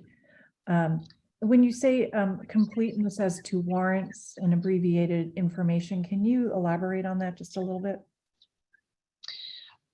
I don't have a copy of the 2017 report before me, but I would be glad to take a look at the objectives and I can provide those to you so you can review those. That would be helpful. Thank you very much. Thank you, Commissioner Briggs. Thank you, Commissioner Decker. Chief Moore. I was just going to expound the list. There is a detailed list. It goes to the completeness. It also deals to the supervisory review and the command officer review of the tactical plan, the completion, the return warrant, and the timeliness of the review of the debriefing of what happened as a result of that warrant. And just for clarification, these are warrant packages typically assigned to a search warrant that are non-bank records. These go to warrants of a business or warrants of a house or residence, and also arrest warrants that deal with a tactical operation. The concern that rose from the consent decree was that these operations were being done without proper oversight, supervision, and assurances of the standards of the constitutionality of those warrants and the aftermath of the warrants. Thank you, Chief Moore. Anything further, Commissioner Decker? Commissioner Soberoff? No. Ms. Onzecker, thank you very much. At this point, I'd like to move that we approve the department's report. Is there a second? Second. Motion's been made and seconded. All in favor, say aye. Aye. Aye. Motion carries. Thank you. At this time, we're going to go to item 4B on the agenda, the department's report with respect to the Bola Wrap Remote Restraint Device Pilot Program. Can we have Deputy Chief Reyna? Oh, there he is. Thank you. Good morning, Commissioners, Chief Moore, and to Mr. T. Fank and the Inspector General. Regarding the Bola Wrap, as you may recall, our use of force policy related to the use of less lethal force changed and limited officers' use of less lethal devices to when a suspect poses an immediate threat to officers or others. In January 2028, Wrap Technologies conducted a demonstration of the Bola Wrap device that had the potential to provide a tool to officers who found themselves in a position where less lethal force may not be allowed, but there's a need to take a suspect into custody while trying to avoid the use of physical force. A pilot program began in February of 2020 that lasted 355 days. Approximately 200 devices were distributed throughout each of the 21 geographic divisions. The results of that first pilot program was only 10 deployments of the Bola Wrap. 2 of the 10 were deemed effective. 7 of the remaining 8, the device did not wrap around the suspect effectively. As you may recall, we had talked about these results with the Police Commission previously and decided as a whole to go back to Bola Wrap and work with them to see if they could fix the issues with the Bola Wrap. So in review of the first pilot program, the device obviously did not wrap effectively. Like I said, there was an inability to carry it on the person for the officer. So a lot of times we found that it was remaining in the trunk. So they'd be on scene of an incident and they would, let's say, need the Bola Wrap, but they couldn't leave the scene to go back to the trunk to get that device out. It wasn't mandated to carry. There's low battery life. Not enough devices were deployed in each of the 21 geographic divisions to get a good sampling for that, since they were spread out amongst the 21. And it was considered a use of force when it was deployed on the suspect regardless. So moving forward, Bola had made significant changes to the device to include it's now propelled by air, and the feet per second of that device launching out was reduced from 640 feet to 380 feet per second, which I think is significant because it's still effective in the feet per second that it's launched at a suspect, but the potential of causing injury is going to be reduced because it's not impacting that individual as it's wrapping at such a great speed. They also made structural changes to the cord. They extended the battery life. They improved the laser sight. And now they consider it, Bola Wrap considers this device as a force avoidance tool, which we believe is consistent with our de-escalation tactics. Our training division personnel, firearms and tactics tested the new device with Bola Wrap, and they are very confident that Bola made the necessary changes for this to be a new effective device for us. We've chosen 2 divisions for the new 365-day pilot program. That'll be Hollywood and Central. Central has 260 devices already deployed to them that are in stock in the kit rooms and 200 devices in Hollywood. Training division has already worked with those 2 divisions and conducted a train the trainer program. So they have their trainers that were trained in the division who are now training their personnel for the deployment. It'll be mandated to carry in patrol operations.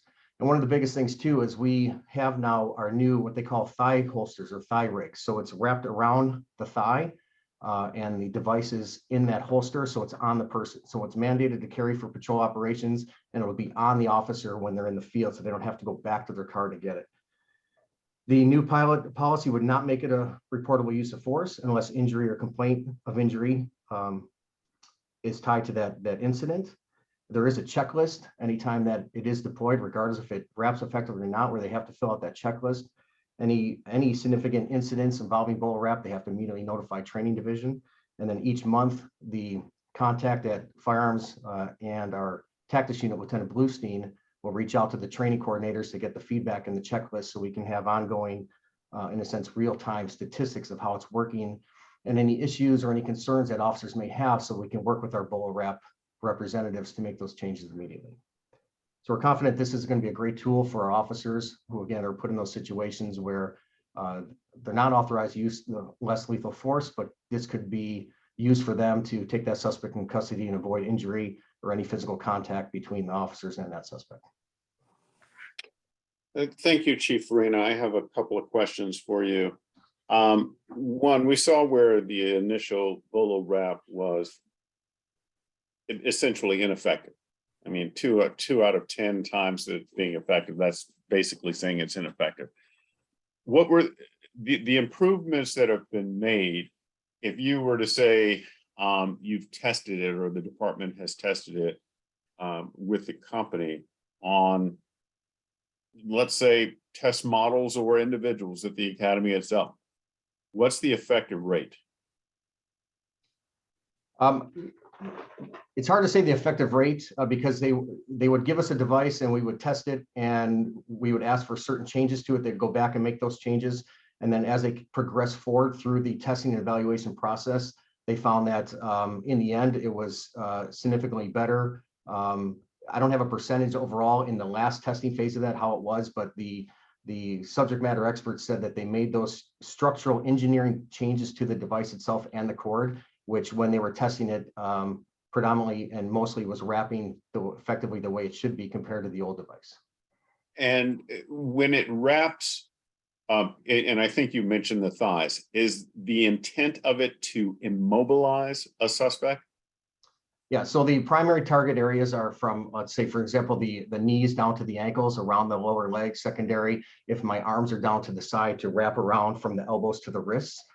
That's where it is. When I mentioned the thigh, it's what they call a thigh rig. It's a holster. It's a way for the officers to carry that device on them and not leave it in their car and have to go back to the car to get it.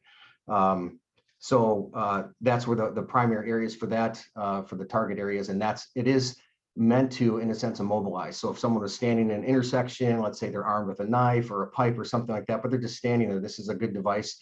If they're able to, in a sense, approach that suspect to an effective range, maximum of 25 feet, and wrap their legs, now they can't move. They can't come at the officers. They can't run towards the officers, or if they're wrapping their arms, they're not able to move their arms and with that device in their hands. So it's an effective way. Or if they're under the influence and they're you can tell that they're exhibiting signs that they're going to resist arrest, they're going to fight us just by comments or things like that, but it's not rising to the level of the less lethal force. That device could, in a sense, wrap them and hold them until we can take them into custody. So you say it's not rising to the level of less lethal force. Will the device be deployed against individuals with edged weapons? Yes. And that being, so for example, if you have an individual who's standing in an intersection, maybe having an episode of a mental illness episode or something, armed with some type of edge weapon or blunt object, but just standing there, not an immediate threat to the officers or others that are passing by. Eventually, we have to take this person into custody.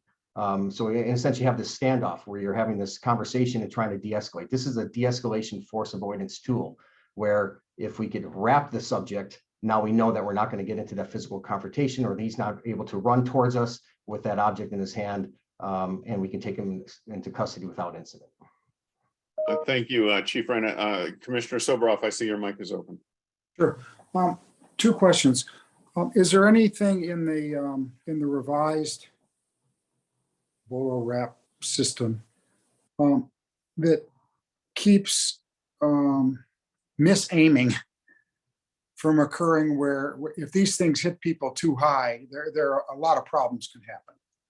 You hit them in the face or something like that, and the difference between hitting them in the right place and the face can be aiming only a quarter of an inch or an inch, depending on your distance. So that's one thing. And then how do you deal with the injuries of somebody who does get hit and wrapped and falls down and bangs their head on the cement? You're on mute, Chief. Sorry about that. Apologize. Yeah. Yes, sir. So your first question. So they have improved the laser sighting on that. It's a dot laser sighting. So if I was pointing at you, I could see that dot. That's, let's say, for example, on your knee area or something. So I know where I'm going to point and deploy that. and training division and the test evaluation have seen that that is very effective and it's very accurate for the wrapping. That's number one. Number two, just like with any injury involving in the use of force. So if this was, even for example, a taser or a beanbag, they have to be seen by medics at the scene, or they have to be seen by the professional staff at our dispensary. So the same situation here. If the Bola wrap itself causes some type of injury or complaint of injury, we'll report it as use of force and we'll get them the medical treatment. If they happen to fall down and be injured from this, similar, let's say for a taser where it immobilizes the person and they fall, then we get the immediate medical attention to them at scene. Okay, good, thanks. I'm for it. Thank you. Thanks, Commissioner Soboroff. Commissioner Decker. Thank you, Commissioner Briggs. Chief Reyna, can you describe briefly what sort of data you expect to be collecting that you'll be presenting back to us to evaluate the effectiveness of this tool? And I assume it won't be just 8 out of 10 worked or 8 out of 10 didn't work, but you're looking for more details on how the tool is used and its effectiveness overall. Yes, so probably attached on your documents, you have that classification form, the checklist ranging from was verbal communication used to de-escalate? Did it appear that the individual was suffering from an episode of mental illness? Was medical treatment provided, for example? And then there's the other questions for the use. Was Bola wrap used within the effective deployment range of 10 to 25 feet? Was a 3-foot radius available when deployed? Were the recommended target areas utilized? Which area was utilized? The lighting conditions? Was a laser used for that sighting? Did the cord strike the intended target? Did the cord wrap?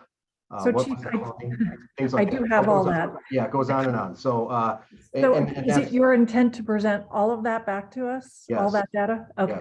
Yes, and I think in the first pilot program, there wasn't this detailed checklist for that. And we saw, for example, you see in your write-up that people that had heavier clothing and may not have worked as well as someone that didn't. What if they're not clothed and we still have to do this? So all these things will be tracked with the data, and we'll have those statistics each month, and then we can present at the end. All right, very good. And certainly if you're making a determination much earlier than the expected length of the pilot program, that is, hypothetically is not working at all, you're going to come back and either end the program, or if you're finding that it's working, you'll continue to collect that data. Is that a fair assessment? That is correct. And that's the task with Lieutenant Bluestein and his team to be in constant contact with those training coordinators to see, and working with the Bola representatives. If there has to be adjustments, if it's not working, then we don't want to continue on if we see some significant issues. But if it is working effectively and we're getting more of those deployments, then obviously we can report back immediately on that, sure. All right, thank you very much. Thank you, Commissioner Briggs. Thank you, Commissioner Decker. Commissioner Bonner. Nothing here, thank you. Thank you. Commissioner Kalante. I do have a couple of questions. Chief Reyna, is there a cost for participating in the pilot? Is it a cost to the department? There's not a cost at this time. If we deem the pilot program successful and we want to move forward with this for full deployment, we'll have to work with Bola Technologies on the cost overall of each device and each of the cartridges. But previously it was about $900 per device, and I think it was about $30 or so per cartridge. But those are old estimates, so we'd have to get new estimates with the company and determine how many we want to put out if we're going to move forward with a full program for the department and where they would go. So right now they have donated these to us as to use as part of the pilot program. Was there any expected commitment once say the pilot goes well, and the numbers or the data looks favorable for them? Was there any commitment? There's no commitment, and obviously, for example, if it's a year from now and we have positive data and positive results on this, and it's something we want, then we would obviously work with Chief Moore and his office and moving forward, and with the police commission on determining if this is something we want to implement with the department, and do we have the funding to do that. Okay, so some of my follow-up questions were on the cost per unit. So you answered that. The other thing was about the thigh rig, I think you called it. Yes. I would love feedback on that to see like what the officers are stating. I know that when I've done ride-alongs, like it becomes like I see how cumbersome, like all the different tools, for lack of a better word, that they have to carry. So I'm just wondering like what another, tool would cause, right? Because pretty soon, I mean, their belts are full of different things that they have available to them. A lot of equipment, a lot of tools that we have to carry all the time. So yes, that'll be part of the checklist and the feedback we get from those training coordinators and from those officers that deploy it. Is it too cumbersome? Is it working well? Is it good for them to have it? And suggestions as they come back of different things that we could do a look at to make it more efficient and enhance their ability to carry that. Sure. Thank you. That's it, President. Thank you, Commissioner Kalanche.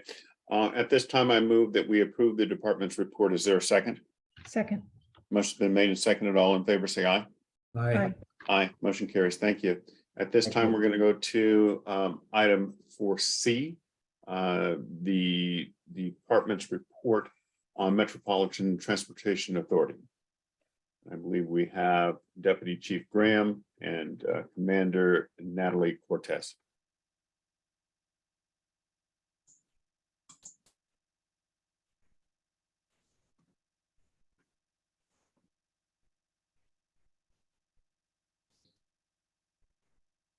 Good morning, Chief Graham. Good morning, Commander Cortez.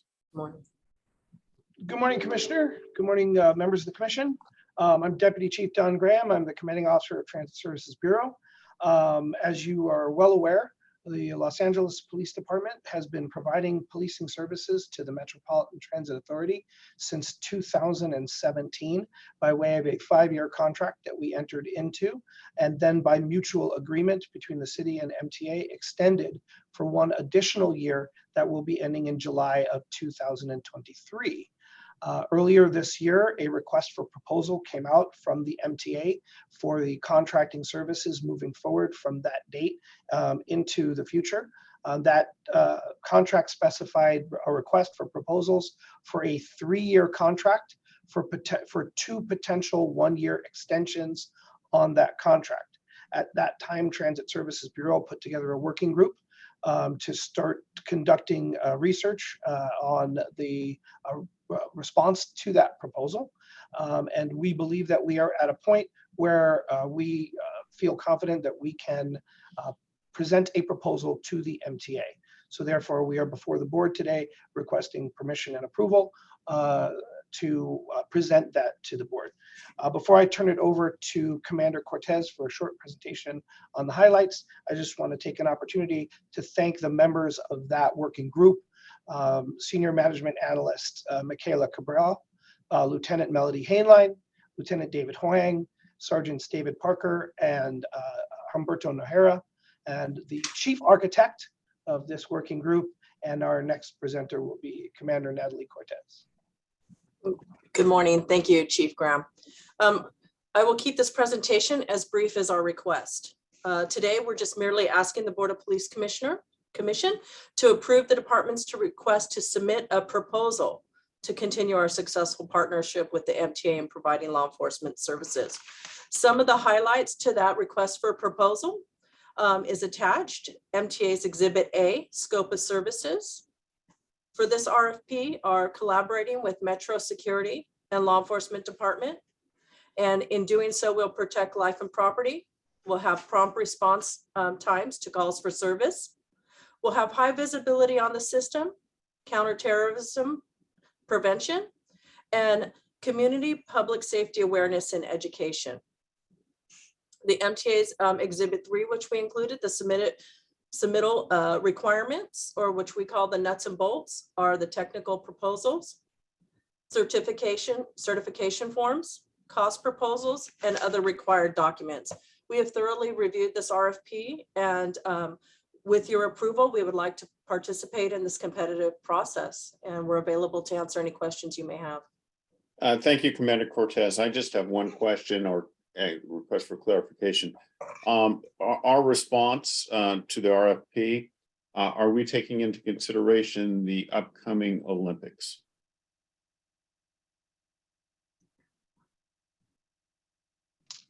Natalie?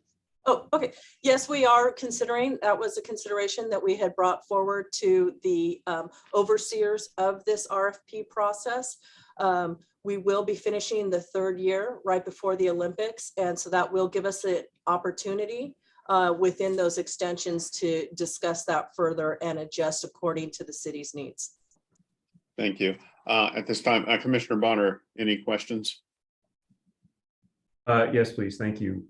Just a couple of questions. One, on the reference to the additional services. Can you, this is on, I think, page 4 of the PDF, I believe. Yeah, and section 1.2 on Exhibit A. What, just give an example or so of what that either has or you expect may involve. Related to the additional services is the lines are continually expanding within the MTA. And so as those lines expand, so will, if awarded, our police services. So those will be a negotiable and we'll be able to go to the table and to discuss what we need to safely operate in law enforcement services. So it would be the additional, in addition or more of the services you're currently providing as opposed to services of a different nature. Yes, sir, more of what we're providing. Right, great. Okay, great. And then in the section 2, I believe there's the reference to the uniform command. Can you just briefly comment on how that works and how it does work and how it's been working? Chief Graham? Certainly. So I am the Transit Services Bureau commanding officer. I oversee the group, which is Natalie is the commander of that group, who provides the day-to-day executive oversight of Transit Services Division, which is commanded by a Captain 3. So we don't see any necessity in expanding the command ranks with the new resources that are coming on board. Lower in the chain of command, however, we are going to be looking at expanding supervisory at the watch commander level in order to accommodate some of the newer lines that are coming on board in order to keep the supervision ratios what we would consider safe for field operations. So I think your question, Commissioner, is more broad than that. It goes to the overall safety and management of that within the MTA system. Is that correct? Yeah, and in particular, what it's referring to is that there are maybe multiple contracts with other law enforcement agencies, and so that's kind of what I'm also wanting to understand is when and if you ever work with the sheriff's department or other agencies that may be involved in providing services. Certainly. So we meet weekly with all of the executives of both MTA, the Sheriff's Department, Long Beach, and in a meeting that's chaired by the Chief of Safety of the MTA.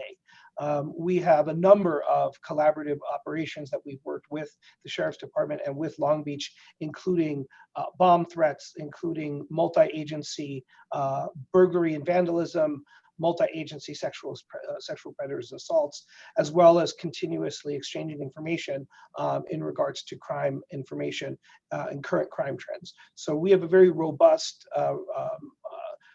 law enforcement relationship, but also a very good personal relationship with the captain, the commander, both at the Sheriff's Department and at Long Beach. It is our understanding that there will be additional cities that may be putting in for their portion of the MTA line. And if those pieces come to fruition, then we look forward to building relationships with the executives at those agencies in order to continue the partnership that we have across the system.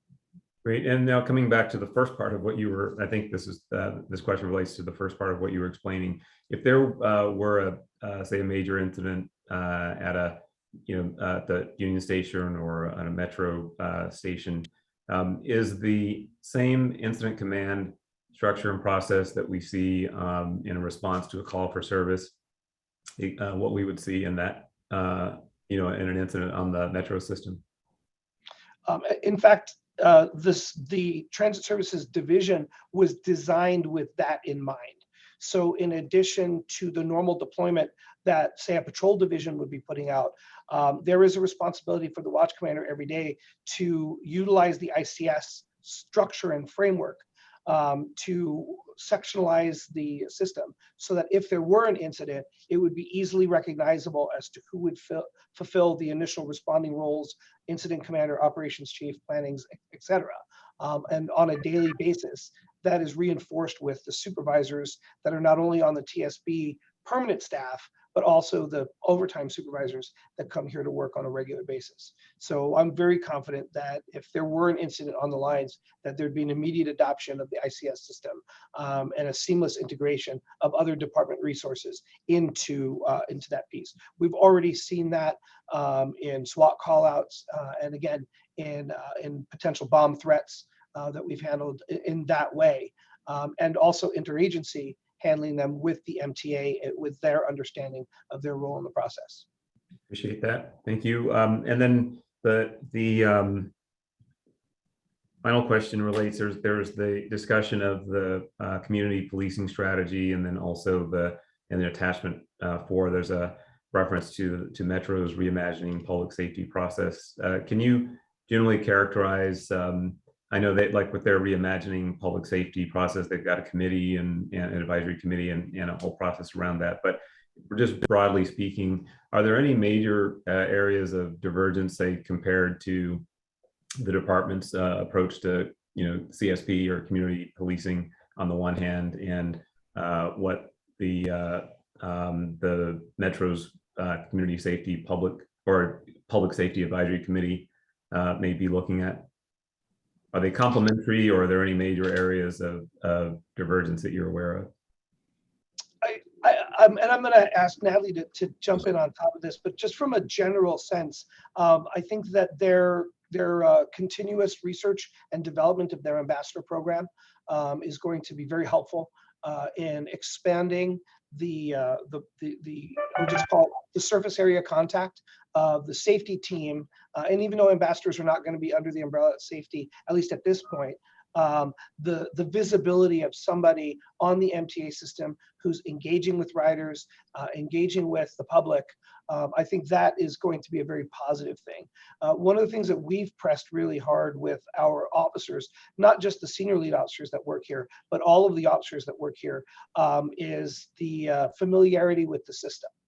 It's one thing to be the policing agency for a system, but it's another one to be a community point of contact when it comes to people's confusion about how to navigate through the system. It's a big system. And so I think that some of the most positive interactions that our officers have with the public is being able to get them from point A to point B along our system and alleviate that anxiety that they have in just trying to get to where they're going.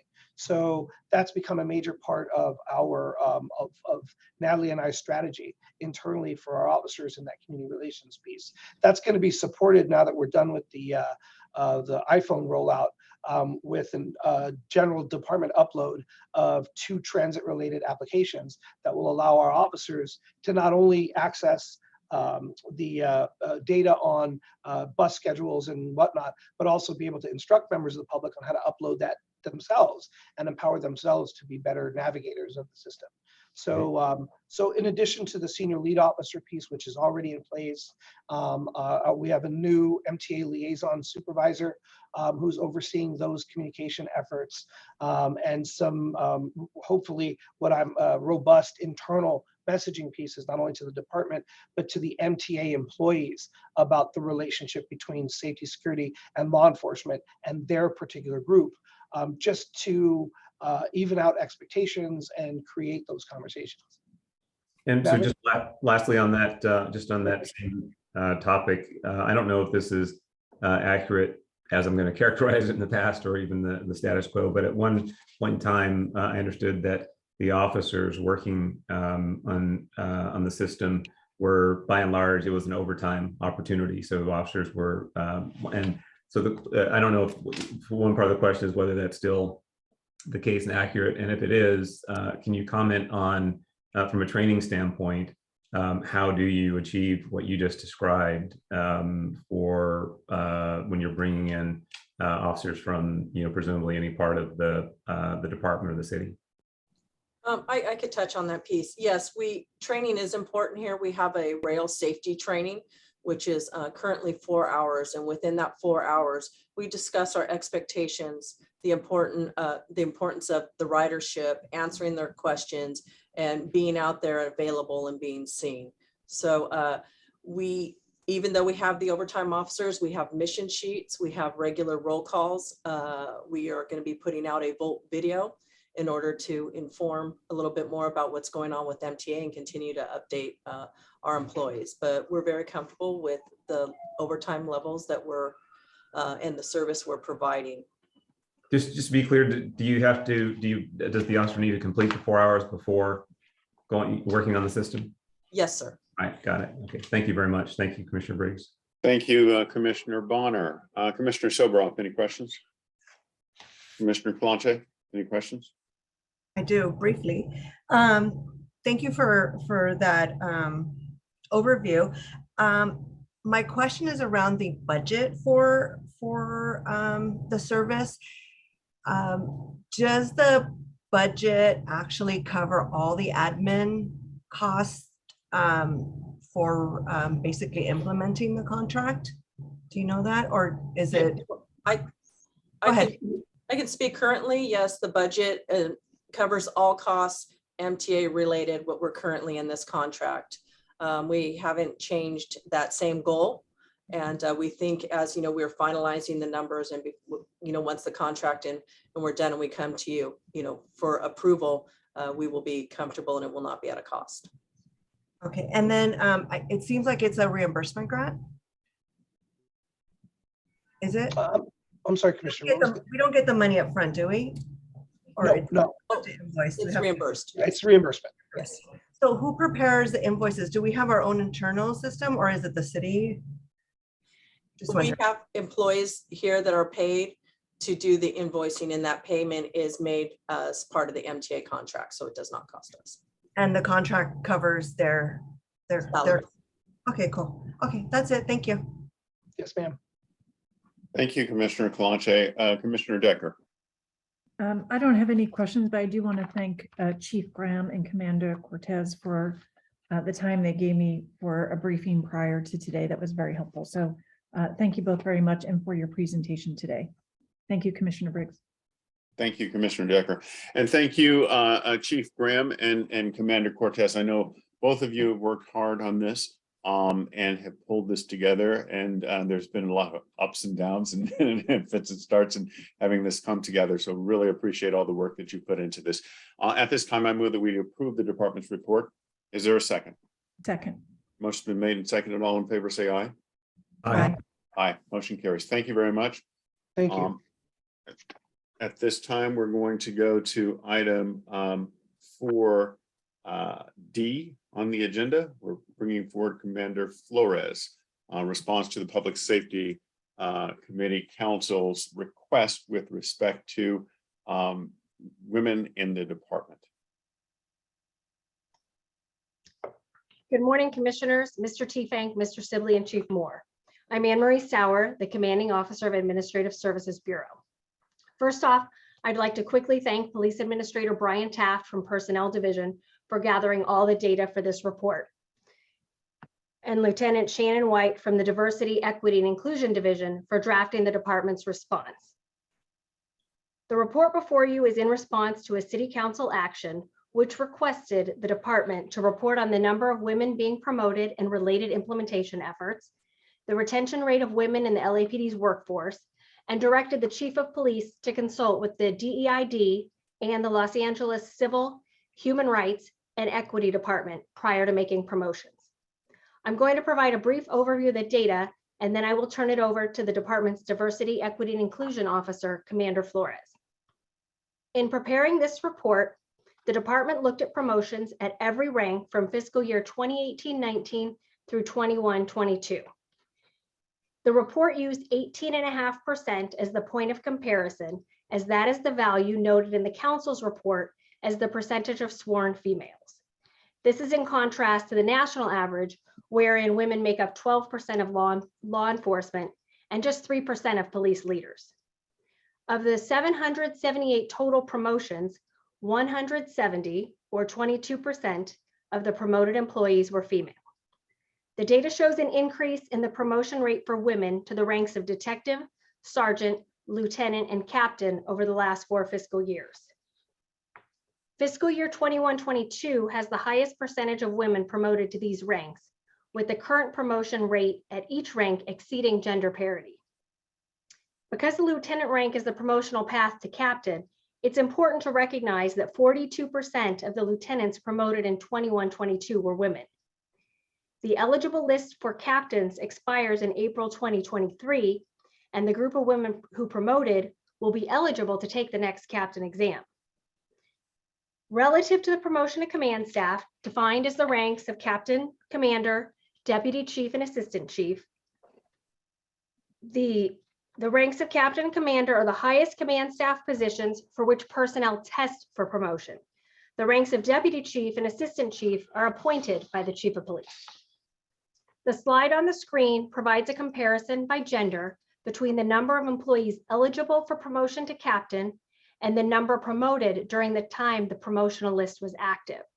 So you have 2 lists that are covered here, 2018 through 2020, in which 50% of eligible women were promoted to captain, and 73% of eligible women on the captain's list have been promoted to captain thus far. That's on the right side of the screen for the list that's good from 21 to 23. 73% is obviously a much higher percentage than the percentage of men promoted. And as I mentioned, the list doesn't expire until April 2023, so this number may increase. The second slide shows promotions to commander. As with captains, 50% of eligible women have been promoted from captain to commander. And although the slide shows 67% of women from the current commander's list have promoted, it is actually 100% of eligible women still employed by the department, as one employee retired prior to her band being eligible for promotion. And again, men do not have a 100% promotion rate. The next slide shows the percentage of women captains and commanders in blue. In green, you see the percentage of women deputy chiefs and assistant chiefs. That's compared to the brown column, which shows the average percentage of women in all ranks, and that's that 18% number roughly. For captains and commanders, the number is consistent at about 18% until 21-22. With the deputy chief and assistant chief ranks, you see more significant highs and lows, with a low of 14%, followed by a high of 27%, excuse me, in 21-22. This works out to a 4-year average of 20% for deputy chiefs and assistant chiefs. Taking assistant chiefs alone, the highest sworn rank, during the period reviewed, the department was at a 33.3% women. So we were over 30 by 30, and that goes back to 2016.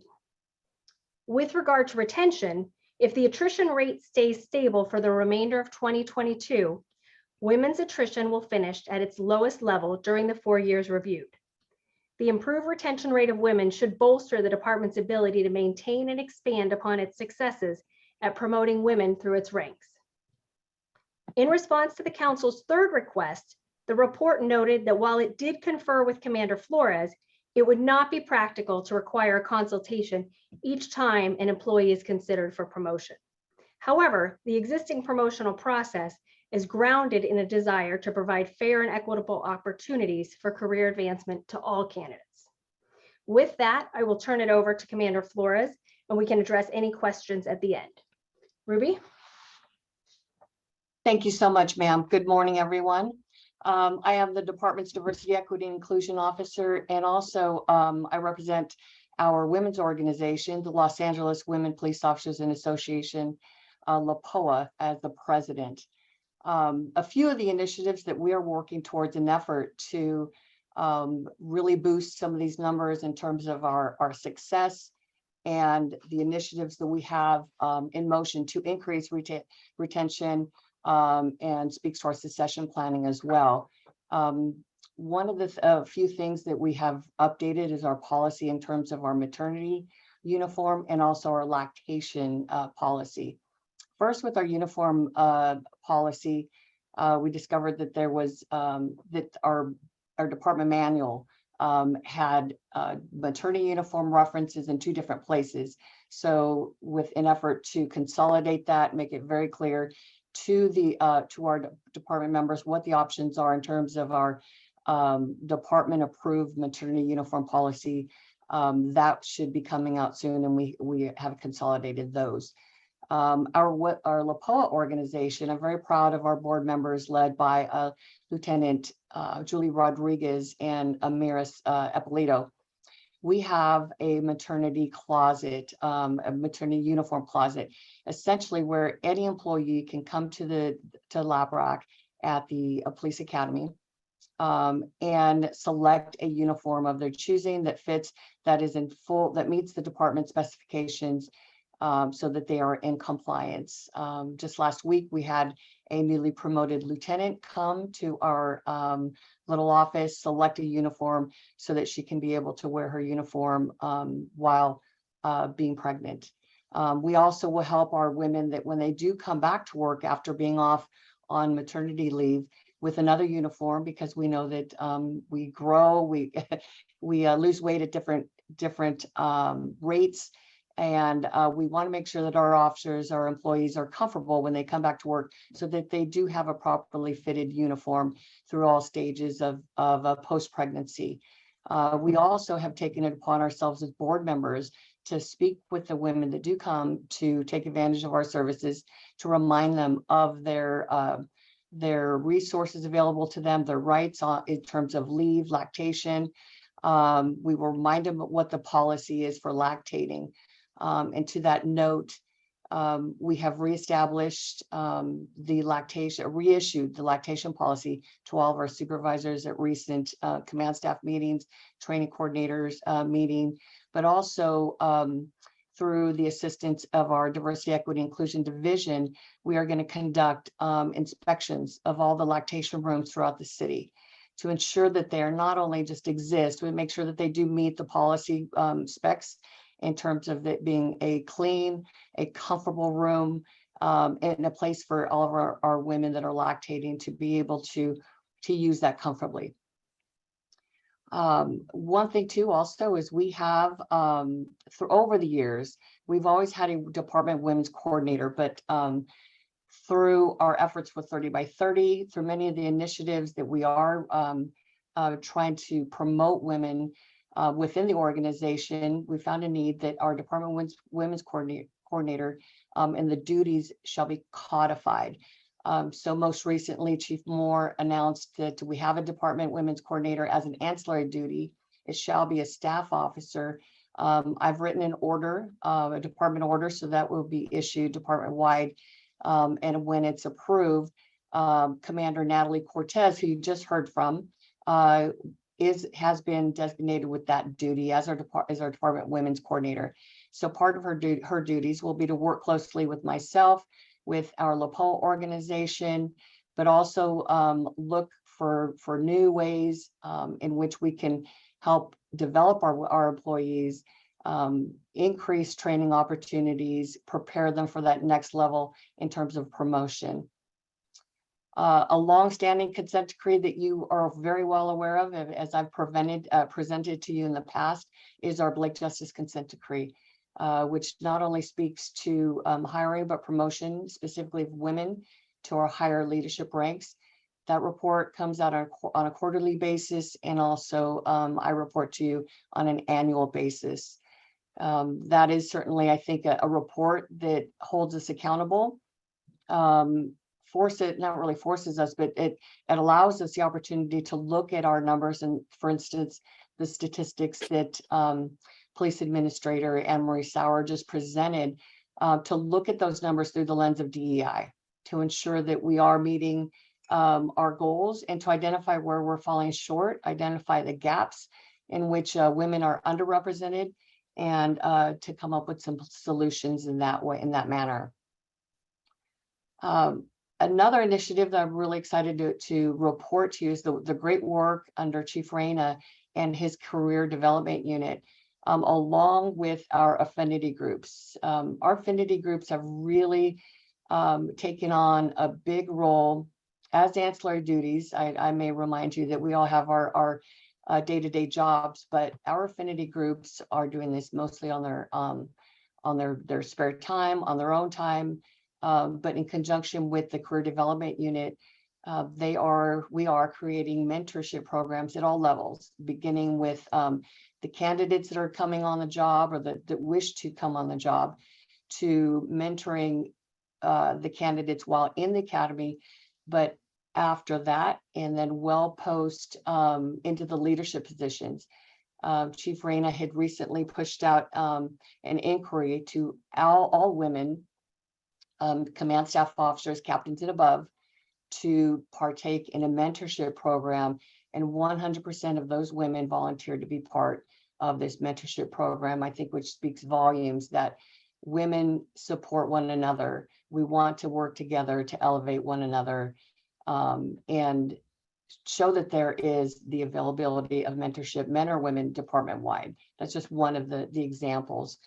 The training opportunities through LAPOA, I'm proud to say that this last month, we were able to sponsor 8 women to attend a leadership luncheon that was hosted by another national women's organization. So it's opportunities like that through our affinity groups and our career development unit, we hope to increase training opportunities for everyone.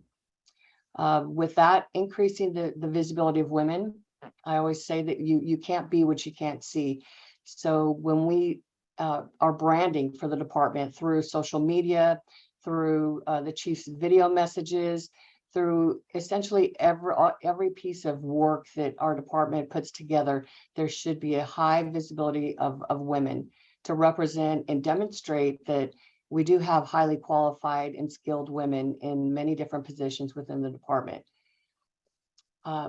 Lastly, through on this slide, the New Blue Fellowship Program is part of the 30 by 30 initiative. It's a funded leadership development program for women officers. So this last year, we solicited throughout the department. We received, I believe, 7 women that were interested in partaking in this fellowship. And 2 of our women were selected, Sergeant Christine Stout and Officer Melissa Jensen. They're currently involved in this fellowship program. They're working on their capstone program. But what's most impressive about this program is that it's a $5,000 scholarship to support continuing education, a fully funded week-long trip to the UK to participate in many programs, monthly training, and executive coaching for the rest of the officer's career, which is really key in terms of developing our women to the next level. Currently in progress, our department is participating in a citywide climate assessment survey, as well as focus groups. LAPOA has, in addition to some of the other affinity groups, we have volunteered to host focus groups with UCLA, who's conducting the research. Our gender equity plan that we most recently published, or we recently submitted to the mayor's office. 2 of those initiatives are the child care pilot program we'd like to implement after researching, and also exploring flex schedule or job sharing pilot program. Our diversity, equity, inclusion division is taking on this initiative along with myself and our recruitment and employment department division, for the child care pilot program. For the flex schedule job sharing program, our DID still is in the process of beginning to research what those pensions, the benefits, and what that job would look like to benefit most employees. Very, very proud of Lieutenant Shannon White for really taking the lead and creating what we call Lieutenant to Commanding Officer discussion series. This series is going to be 11 sessions.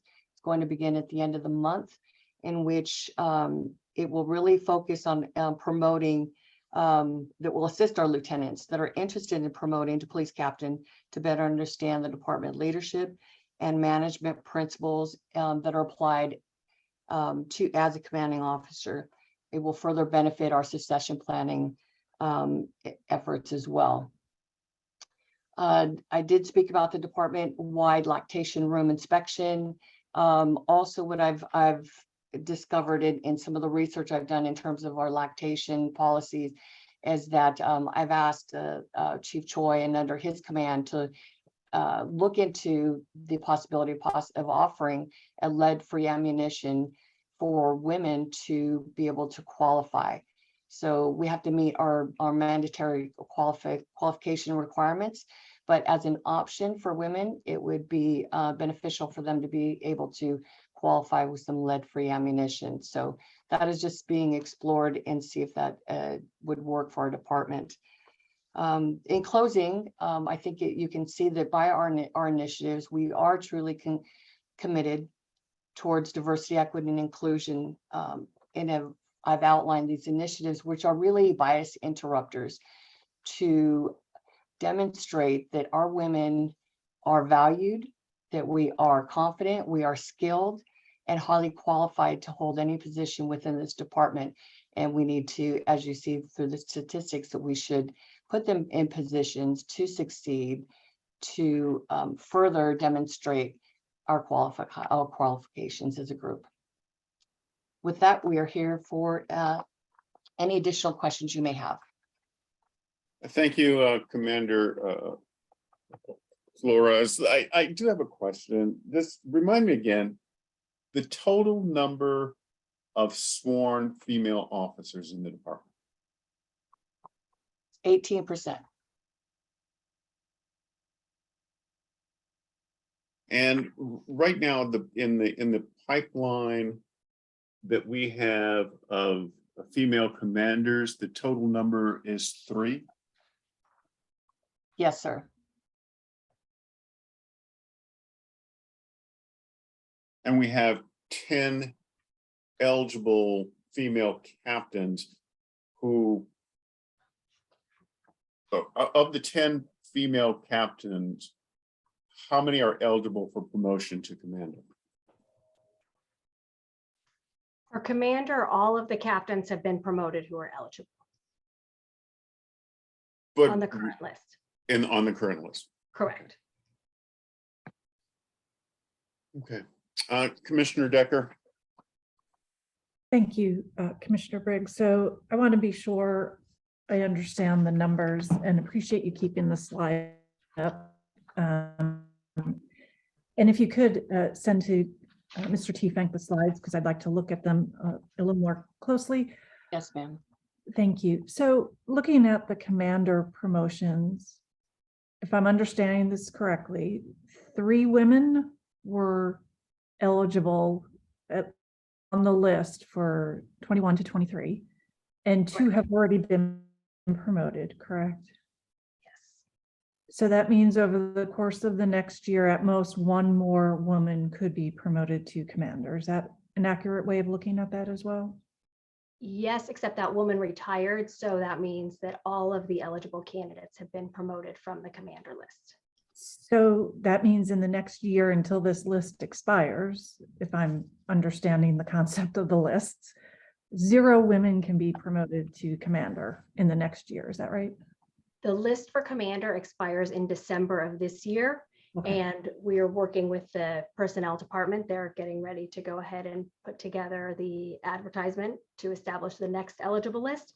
So that basically our intent is when one dies, we can move right on to the next list. When one list expires. When right? one list expires, correct. Okay. Got it. My apologies. No, that's okay. And then to be eligible for commander, the pathway is you're a captain first, correct? Correct. Okay, so, and I get it, the 67% comes from the 2 out of the 3 that were eligible got promoted, but I'll just say my perspective on that. You can leave it that way. I just feel that's a little, I understand why you did it, and it's certainly a valid statistic. It just, to me personally, it appears misleading. So I'll put that out there, and you can accept that or not. I understand it's the promotions from the eligible, but the real concern is that there were only 3 women eligible. And out of a total, how many were eligible? Would I take the 25 that are on the male list added to the 3, and there were 28 that were eligible for promotion? Is that Correct. a correct? Correct. That's, for that? yes, for commander. Right. So it seems the issue is not as much perhaps who gets promoted, but that women are not either putting in or getting in the pipeline to get promoted. Is that also accurate? Well, that's where, I mean, it really is consistent across. That's why kind of that last slide is helpful, because that's where you see that brown column is the 18% is consistent across the board, right? And for the captains and commanders, that's fairly consistent at the 18% until this most recent fiscal year, 21-22. And then the green reflects those deputy chief and assistant chiefs. And you're obviously talking about a smaller pool, right, as we move up. But the point you're making on the percentages is that women are 18% of the population of women in the department, and they're getting from this data effectively promoted at the same rate that they exist in the department. Is that what you're saying? Correct, with obviously some exceptions. And like I said, so when you look at that last, you know, the lieutenant list where we're at so far, the fact you have 42% promoted, I mean, again, any areas where we can make progress, that helps with the pipeline overall. Right. Okay, I think I'm understanding the data a little better. Thank you very much. And I apologize. I was looking at your report and the slides and just trying to reconcile, at least in my own mind, the data. And then, so the fundamental issue then is bringing women more in through the door overall to change the 18% number, correct? Correct, which is obviously, yes, our focus across the board for both women and obviously underrepresented groups as a whole. Okay, I understand. One aspect of your report I did want to ask you about, which is less about statistics. In fact, on page 5 of your report, you state statistics alone cannot speak to the societal, environmental, or structural factors women may feel hinder their ability to successfully pursue leadership positions within the department. And I just wanted to follow up and ask you both, given that statement, what efforts are being undertaken by the department, not just on the statistics, but and maybe Commander Flores, that's what you were talking about, all the policy changes that you were working on, the lactation rooms and et cetera, that's the effort to address that comment in your report. Is that accurate, or is there more that you'd like to add to that? Yes, ma'am, that's accurate. I'm glad you asked that question. There are some discussion in recent articles that I've read about a confidence gap between women and men. And some may surmise that that would be a reason why women don't promote to higher ranks. This reminds me of a study in 2014, Hewlett-Packard conducted an internal study, as you may be aware, of their personnel, where men apply for job promotions when they feel they've met 60% of the qualifications, women 100%. So I think that just speaks to the nature in which women feel that they want to be ready. They don't want to let people down. But also, I think there is some truth to the fact that they feel that they wouldn't be promoted, so they don't want to waste their time. So that was my point in saying that women have the confidence, we have the skill set, we have the ability to hold these positions, especially in leadership positions. But we do need, it is key that they're placed in a position to succeed, meaning some of the positions that are considered a backdoor to a promotion, like a coveted position or an adjutant position. That's why I think intentional visibility is key, but also really showing and putting women in those positions to do the job, to demonstrate. I don't think confidence has anything to do with it. I think a lot of it is desire, and really the creating an environment that women feel that they can succeed, that they feel valued, that their voice matters. And that, really, I think creating that healthy, inclusive environment is number one. I appreciate that, Commander Flores. And Commander Flores, this is not a statistical, the question is not intended to elicit your statistical analysis, but more your sense. When you talk about confidence level and women putting in for promotions, do you feel that there are other issues that are hindering women's ability in the department to put themselves forward for promotions? I think naturally there is. I think number one, we have to acknowledge that some of these positions women may just not be interested in. That's the reality. But for those that are, they may be thinking about it or that are hesitant.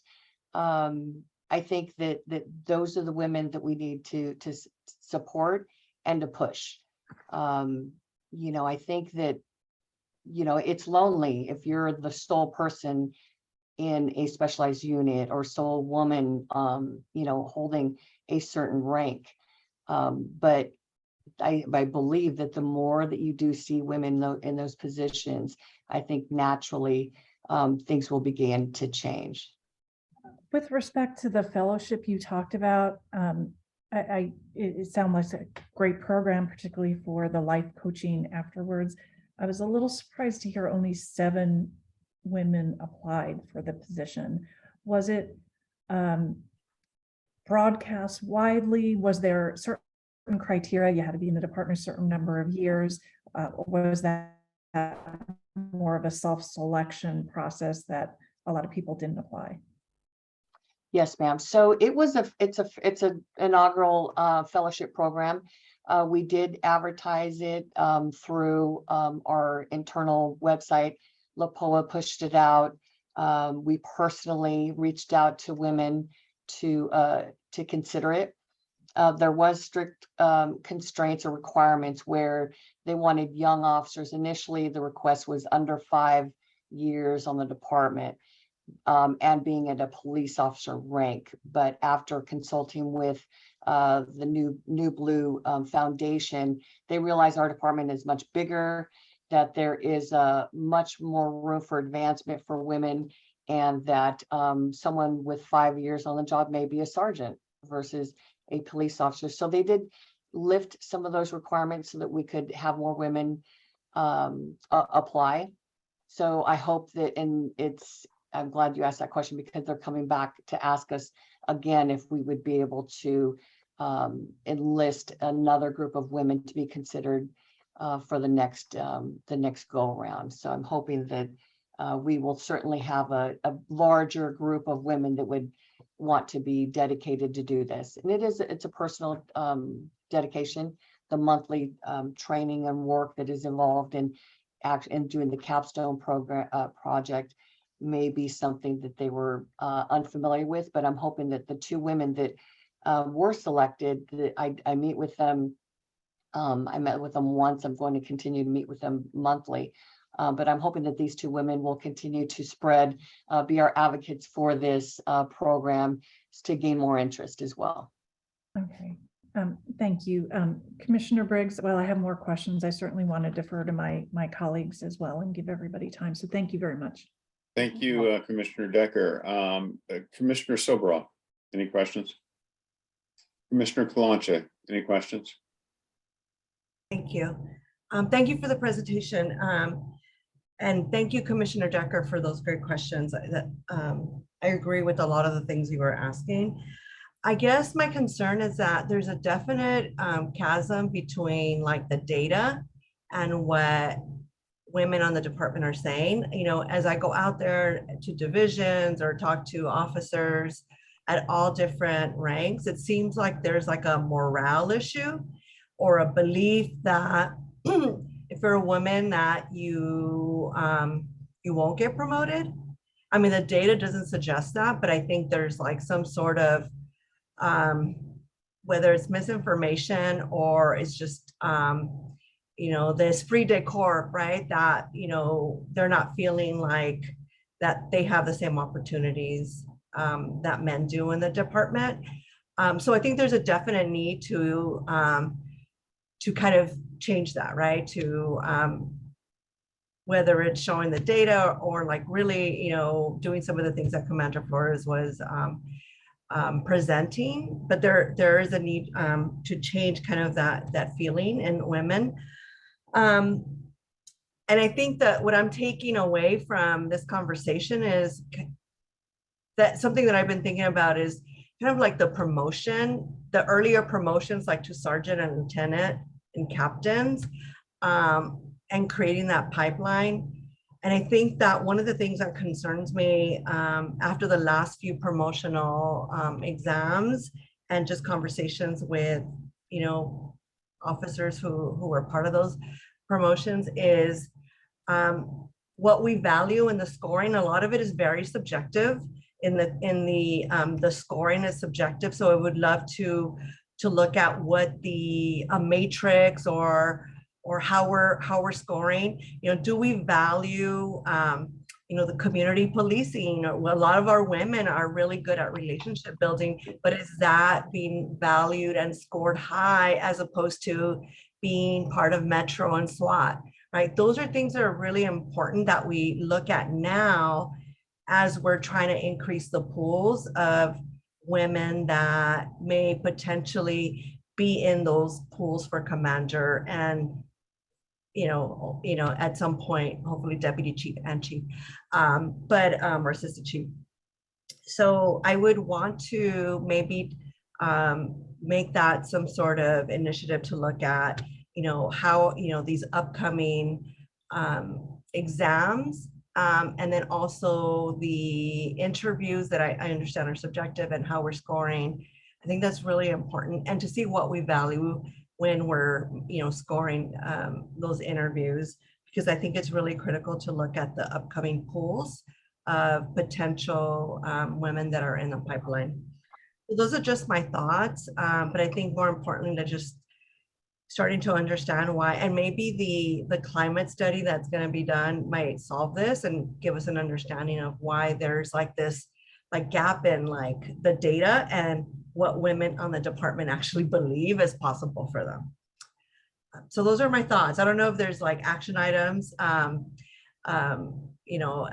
connected to my thoughts, but I think that that's kind of what I'm taking away from this report and the data presented. Thank you. Go ahead. Okay. Thank you, Commissioner Briggs. I just wanted to comment, and emphasize that the testing process is the personnel department. I know we've worked with you and we've worked with them on this, but certainly the topics covered are something that the department is involved with. And so community policing is absolutely something that, I think without fail, I'd say is on every single exam, probably interview across the board.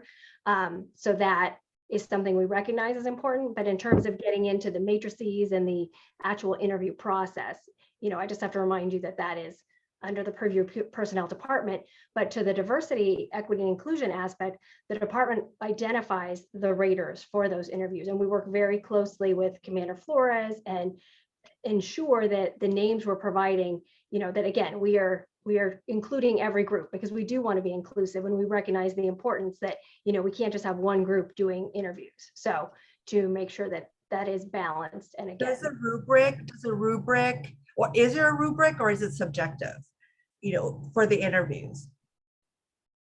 For the interviews, again, that. No, there is a matrix. So. Yeah, Commissioner, if I could add into this, this is a balancing act that we're not, the actual components, these are standardized interview sheets that have standardized areas of measure and evaluation, and also require written documentation. They list both the sought out attributes, demonstrations of experience, capacity, knowledge, skills, and ability. And then the rater then has to articulate the scoring. And then there's a consultation between the raters. There's multiple raters of diversity, not only just within the department on gender and racial diversity, but also diversity in the sense of participation. We use outside raters from other organizations, law enforcement, as well as a community representative that is also trained by the personnel department. The entire interview process is recorded, including the aftermath of the remarks and interactions between the raters, and they have to come to a consensus vote. And then the personnel department also studies the applicant pool and the outcomes to understand which if any, groups or subsets may be experiencing an unusually high or low or a deviation from the mean as far as performance. These are matters that we work on continually. I take a personal interest, as my predecessors have, in identifying our raters, because we know that they have a leadership role. They're often looked to within the interview panels by others as to the department I visit and provide remarks to the raters, as well as to exactly what we're looking for. And we have particularly stressed in the last 4 years the criticality of not looking to experience and defining one's abilities by the nature of how many years of experience they have. And the reason for that is that we're a growing organization, and we're an organization that has a substantial need for the next generation of law enforcement and for it to be representative of the changing needs of Los Angeles. And so some of the perhaps biases or beliefs or conceptions that our own rank and file or personnel within the organization may have, or others, we are visibly working to dispel it and to bring, not just, I think one of the facts of bringing the data up is to recognize we don't have enough applicants. We're picking qualified people at each of these ranks and pay grades. And my effort as a chief, as every senior leadership is to pick the most qualified person for the jobs, but we have to have them go through the process of the testing and evaluation so that there's fairness and it's viewed as a competitive process that meets the rigors of really what this department needs. I understand the goal and the vision for like how we're selecting or how we're interviewing, and then what the ultimate goal is, the type of people we want to promote. I just don't know. I don't know, right? If our intent is really coming to fruition. I mean, I would love to see an assessment of, like, say the last promotion that I kind of took an interest in was a lieutenant's promotion, right? So I would love to see like the first, 20, the top 20 people, or by bands, like, how many of those actually, of the top candidates listed in like the order, right? And listed in order, like how many of those actually had positions that were in relationship building or community, building positions versus, other types, like, working in gang enforcement or working metro. Like, I would love to see, like, if you were to tell me like the top 10 people that got promoted on the list were all, or 80% had already a lot of experience doing community building. Because I could say in my interview that I actually have, that I believe in, community policing, I believe in relationship building, but if the experience or the positions are not there, then that makes a difference. I would love to see something like that. For my peace of mind. I'd welcome you to sit with personnel department and Miss Anne-Marie Sauer's group and go through this analysis, and we welcome observations. And again, we're not suggesting that this is a perfect process. In fact, one of the aspects of criticisms of the promotional process speaks to that it is attempting to bias itself in one particular direction or another. And what our efforts is to be transparent as possible, while also respecting the confidentiality of personnel rules. But I would welcome you to invest time and energy into this area and to drill into any particular test and any particular analysis, or step back and look at them at a longer period of time. I'm proud of the work here by Commander Flores, by Miss Anne-Marie Sauer and her folks, and their efforts to provide the data, but also a context of where we're going in the future. Because I think it's important is to look what are our efforts to remove sources of doubt, whether it be inherent to the individual or culturally reinforced or structured, historical or present day. And these are the commitments that we have. Part of our demonstration, though, is not just word, but an action. And I think that I would respectfully suggest that in my conclusion that was provided to you is that we've openly spoken about our responsibilities and our commitment to this diversity. And I believe that in the questions that have been raised, valid questions, that this is an effort to address those concerns, not to close the book, but to just continue the conversation so that there's confidence that the system actually is building. One of the criticisms I think organizations have now closed in organizational redesign is that when its efforts are not seen as making any progress. that can be very discouraging to a culture as far as making those advancements and those added steps forward. Yes, and for me, it's important to remove, to your point, remove any artificial barriers that women may be, kind of feeling, right? That I shouldn't apply because I'm not going to get the promotion. So we need to remove those, and we do it by, building confidence in our system, right? So, but thank you for entertaining like my thoughts. Thank you, Commissioner Briggs. Thank you, Commissioner Kalanche. Commissioner Bonner. Thank you very much. I think just two questions. I think the first one, I think probably by design and looking at the questions that was asked, the data that was presented was focused on the number, percentages of promotions at various ranks. And I wanted to just ask a question also about the roles. And the basic question or concern is whether there's any kind of glass or hidden ceiling here. So if you look at, if you're a female lawyer and you want to be, a judge on the Supreme Court, you need to understand that there's more emphasis on prosecutorial experience and courtroom experience versus corporate law. Or if you're in the military, you're not going to be in some of the senior ranks if you haven't served in a combat role, something like that. Is there any similar, what I call the hidden ceiling, here in terms of in law enforcement or the LAPD in particular, where someone can, it's great to be promoted to lieutenant and commander and captain, but if you really want to continue the ascent, or as Commander Flores said, putting people in a position to succeed, are there any unwritten rules that you have to have made it through certain parts of the organization in order to achieve that? So to your question about the glass ceiling, I think you look at the fact that no slight to our chief of police at all, but we have yet to have a woman serve as chief of police. That is a glass ceiling. It's still newsworthy that we have one female in SWAT and with another one. So, removing all those barriers, and when it's not newsworthy, I'd say that the glass ceiling no longer exists. That's a long time away from here. But I do believe that we are putting women in positions to succeed.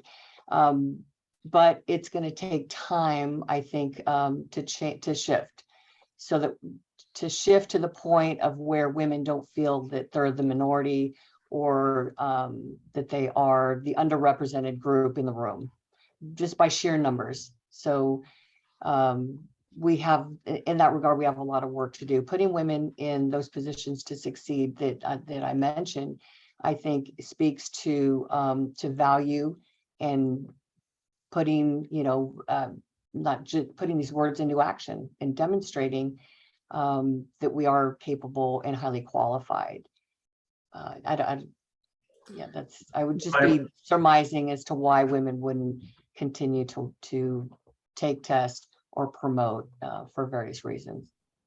I would want to, just a conversation I think it'd be worth continuing at some point.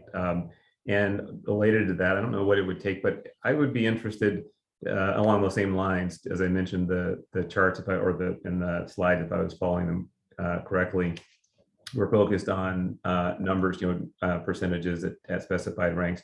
But it would be interesting, and if now, or at least sometime in the future, to also overlay that question of the roles, like to understand where in the department women are concentrated, so that and either where there many women, not many women. Also, I know we've had some versions of that conversation before in the context of detective bureau and other parts of the department. But it'd just be interesting for me to also understand, not just that, and be assured that not only the opportunity is there to promote to a certain rank, but that you also have that opportunity to promote to any role for which you might be qualified. So that's just a comment and a somewhat of a floating request, if you will. Commissioner, I can just respond to that. We have our ongoing effort is to do just that, is to understand where there's a perception or actual glass ceiling. Most recently, the outreach by Metropolitan Division to specifically go out and mentor, encourage women to apply for the Metropolitan position I think was sincere. I know they did continued outreach. They brought both women who have been successful within Metropolitan Division as well as male leadership within that. And it really extended even to myself. I ended up having a conversation with a daughter of a retired officer who was working a gang detail. And I asked her if she applied, and she said she hadn't because she didn't feel she had enough time on the job. And I, openly said, I'm sorry you feel that way. You have 5 years on the job. You're a P3. You need to, you need to apply, and we need you. If you have an interest there, don't wait 2 more years. Go now and have faith in yourself. So it spoke to what Commander Flores indicated earlier, is that this doubt issue or readiness issue, and that is there a glass ceiling that's self-imposed? But we are looking and mindful that there are glass ceilings in this organization by culture. There's no organization that doesn't have them. Our issue is to find them and get rid of them, and understand what the circumstances or consequence or circumstances of how they were created or how they're reinforced, and that is something that we remain committed to. Commissioner Bonner, Sure. if I could, I just wanted to let you know that the department is working on that report back that you just said. You might recall, I think it was a number of weeks ago, there was a report on Detective Bureau, and we had asked for that. And I am aware that they are now collecting that information, and I would expect, well before the end of the year, that we'll get that data. I would think I don't know the timeline precisely, but I do know they're working on collecting that. Excellent. I will leave it in your trusted hands to make sure that that works its way through and that we get the benefit of that analysis. So I appreciate that great deal. Real quick, Chief, going back to, because this other question probably is for you. This was the question that the committee was asking about whether there should be some consultation, I think, with the DEIO or the Civil, Human Rights and Equity Department prior to making promotional decisions. And I saw the discussion there about the potential complications with that. The question also is there are there any such complications with, and I'm not talking necessarily about a mandate, but it's just the question of any value of consulting, like immediately after or after those promotions, so you can explain to people what was done and why, and answer questions in that context? None at all. I think I welcome conversations, transparency to a point. We have an open relationship, I do, with our civil rights, human rights division within the mayor's office. This is important that we talk and have an openness about what our DEI efforts are and what our strategies are and how we're a part of a collective of the entire city's efforts and out of the mayor's directive for diversity, equity, and inclusion. Internally, it's also important that when Commander Flores and myself have open, candid conversations about the strategies that we're imparting, are they staffed? Are they being resourced? Are they being fulfilled? And if they're not, why? And what are the new evolving areas that we should be looking at and addressing? And what are also the paths going forward that are counterproductive? But ultimately, as the chief of police, I'm responsible for the selection of and promotions of individuals. I take that as every predecessor of mine and every future chief will take very seriously. And we take input as an individual and as a position, we take input from a variety of resources. And that input is something that happens every day. And my observations of the department's workflow as it goes, opportunities for individuals to shine. I believe that every one of us take an interview every day for the positions that we hold, and also for the merits of future positions. So, and when there's a perception of unfairness or an inequity, or what am I not doing to meet the mark, I have an open door. I have an open policy of welcoming or going to the individual who feels that they're not being treated fairly, or that the system is not treating them fairly, and having a conversation, and then following up with the organization at whatever part it may be relevant to ensure that we are acting fairly. So this is something that internal satisfaction with this department, promotions, upgrades, being treated fairly is a prime motivator for morale. In the absence of it, morale suffers, organizational effectiveness suffers, our efficiencies suffer. And so as a chief, I take the seriousness of this. There's for my internal obligation, there's no greater responsibility than to ensure fairness and a sense of equity and inclusion. And so promotions and upgrades are a key component of that. And I respect the council action that I would, its request that I would confer prior to these promotions and upgrades. But I also recognize that as I'm contemplating, deliberating this, as soon as names start becoming involved, then the rumors began as to who's being considered, who's not, and then there's factors that go to the morale of organization then also. So it's a bit of a lengthy response, but it's also one that I don't want to I don't want to confront with I'm not going to talk with anybody about promotions, or chief was not going to consult with it. That's not the way I operate, or I believe my predecessors. You know, and that's fully understood, in particular as it relates to prior consultation. I think what I'm suggesting is that you consider a way to provide some postscript briefing, if you will, to have an opportunity to for people to ask questions. I mean, we don't even have tremendous visibility. You know, I see the emails that come around periodically that announce various promotions and so on, and there's sometimes a little bit of chatter about that. But even as commissioners, we don't have. And I'm not necessarily saying that we should, but we just don't have tremendous. But you see the list, then you kind of go through it, and sometimes you ask little questions like, "Boy, you know, why weren't there more, you know, women here or there, or why, you know, didn't this happen?" And then you move on to the other stuff that's crushing you, you know, that day. So I'm just saying that there's, I think, some value in you're expressing a high degree of confidence in your thought processes and decisions as chief, and so you should, I think, consider how you can also then make that available, that rationale available to people in some appropriate context, whatever that is, even if it's a postscript, you know, discussion of what you did and why.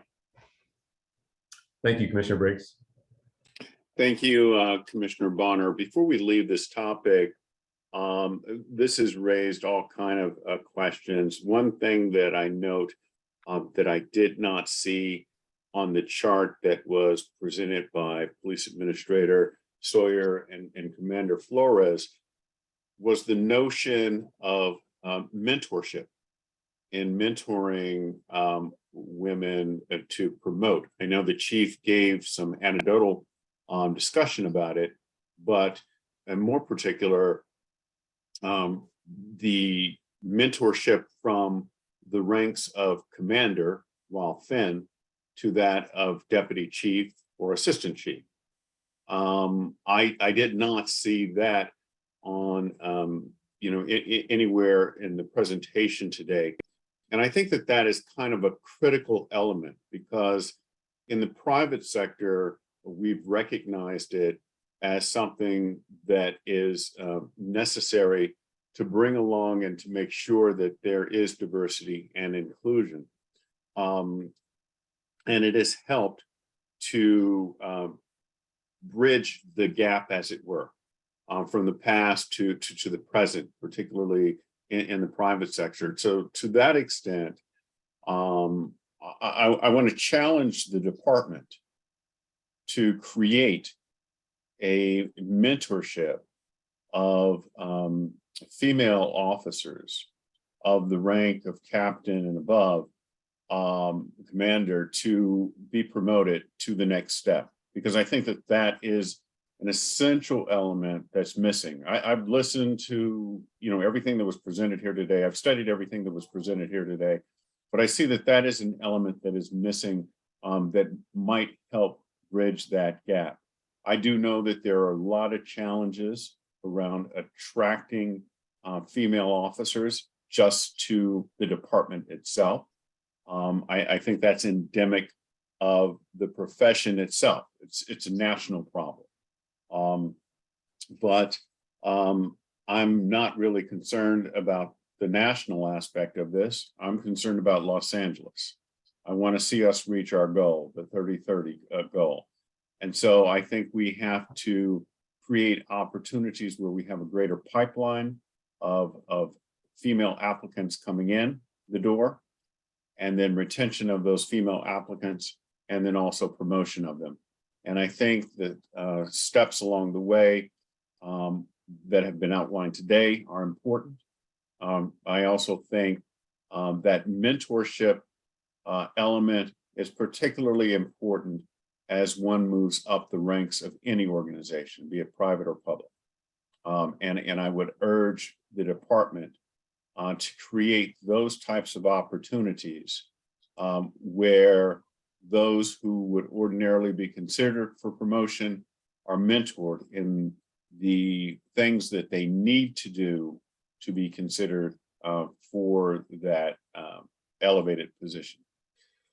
With that, I want to thank everyone, Police Administrator Sauer, for your report. I understand that Lieutenant Shannon White had some hand in this as well. And I want to thank you also, Commander Flores, for such an in-depth report, one that is timely, one that is not going away, because we're going to bring you back probably next year as well. This is something that is on everyone's eyes and agenda here in the city of Los Angeles. So thank you all for putting together this comprehensive report. At this time, I move that we approve the department's report and transmit it to the Public Safety Committee. Is there a second? Second. Motion's been made and seconded. All in favor, say aye. Aye.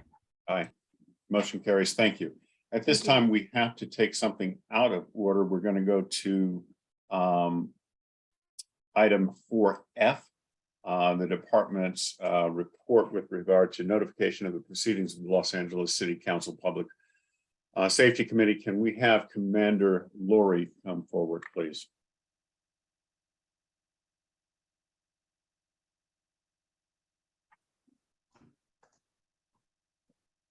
There we are. Can you hear me, sir?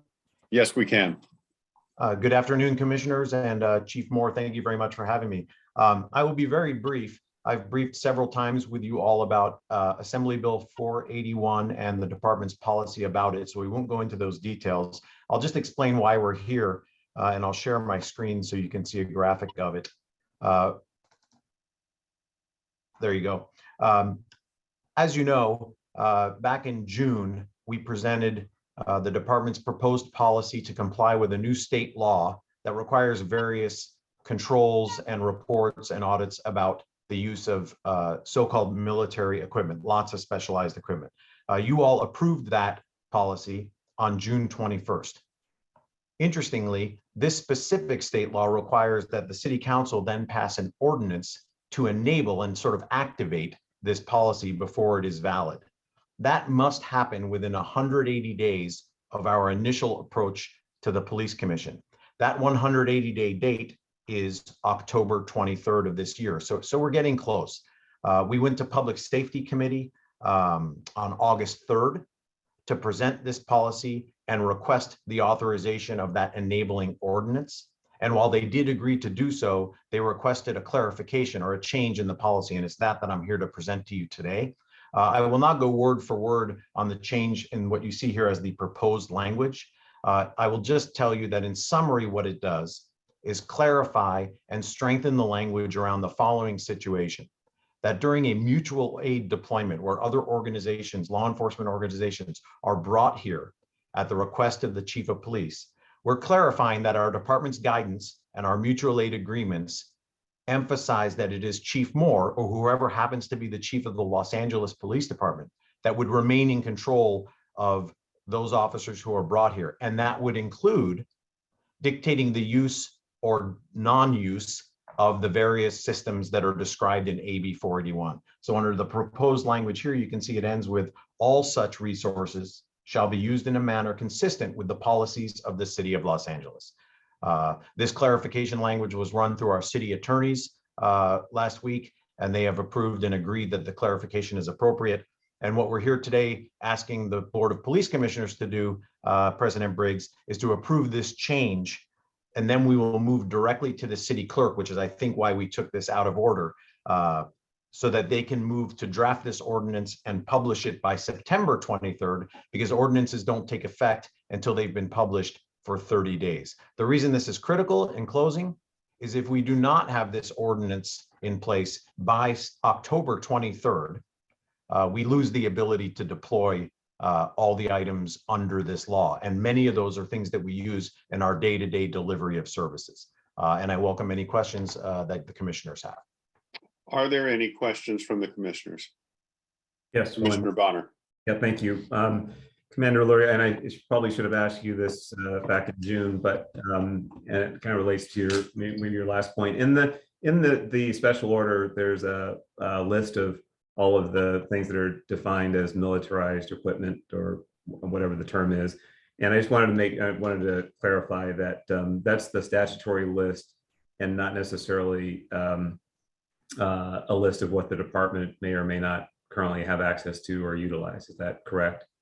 Yes, you are correct. And that's why when we originally came and reported to you, we also included an extensive inventory survey that we undertook once the law became effective, which does separately list the things that we actually have. But yes, the Senate or the Assembly bill itself created those categories, not us.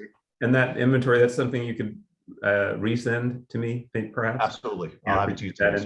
And just while I'm here, the one that I've forgotten to ask before that concerned me was the reference to the weaponized aircraft. And I believe we have some sort of policy that, I know that on the unmanned aerial systems, the drones, we specifically do not allow any of those to carry weapon systems. And I just wanted to make sure that still is the case. That is correct. With any system. Okay, thank you. That is correct. correct. Commissioner Briggs, appreciate it. Thank you, Commissioner Bonner. Any further questions? At this time, I move that we approve the department's report. Is there a second? Second. Motion's been made and seconded. All in favor, say aye. Aye. Aye. Aye. Motion carries. Thank you very much. At this time, we're Thank you going to all. go to we're going to go to department. We're going to go to item 4E, the department's report regarding the acquisition of certain certain technologies. Thank you. Can we have Director Rhodes come forward, please? Hello, good afternoon, morning. everyone. Good afternoon. And I am going to try to share my screen now. I have problems with this, so although I'm presenting on technology, I'm always baffled by it. So let me just invite Eric to come in and help me. Eric, and then, so I share my screen. Ah.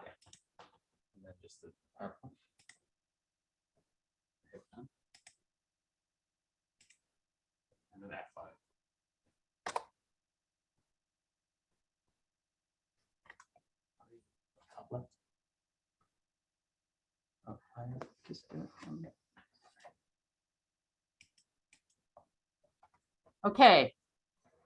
I think that you can now see that, yes?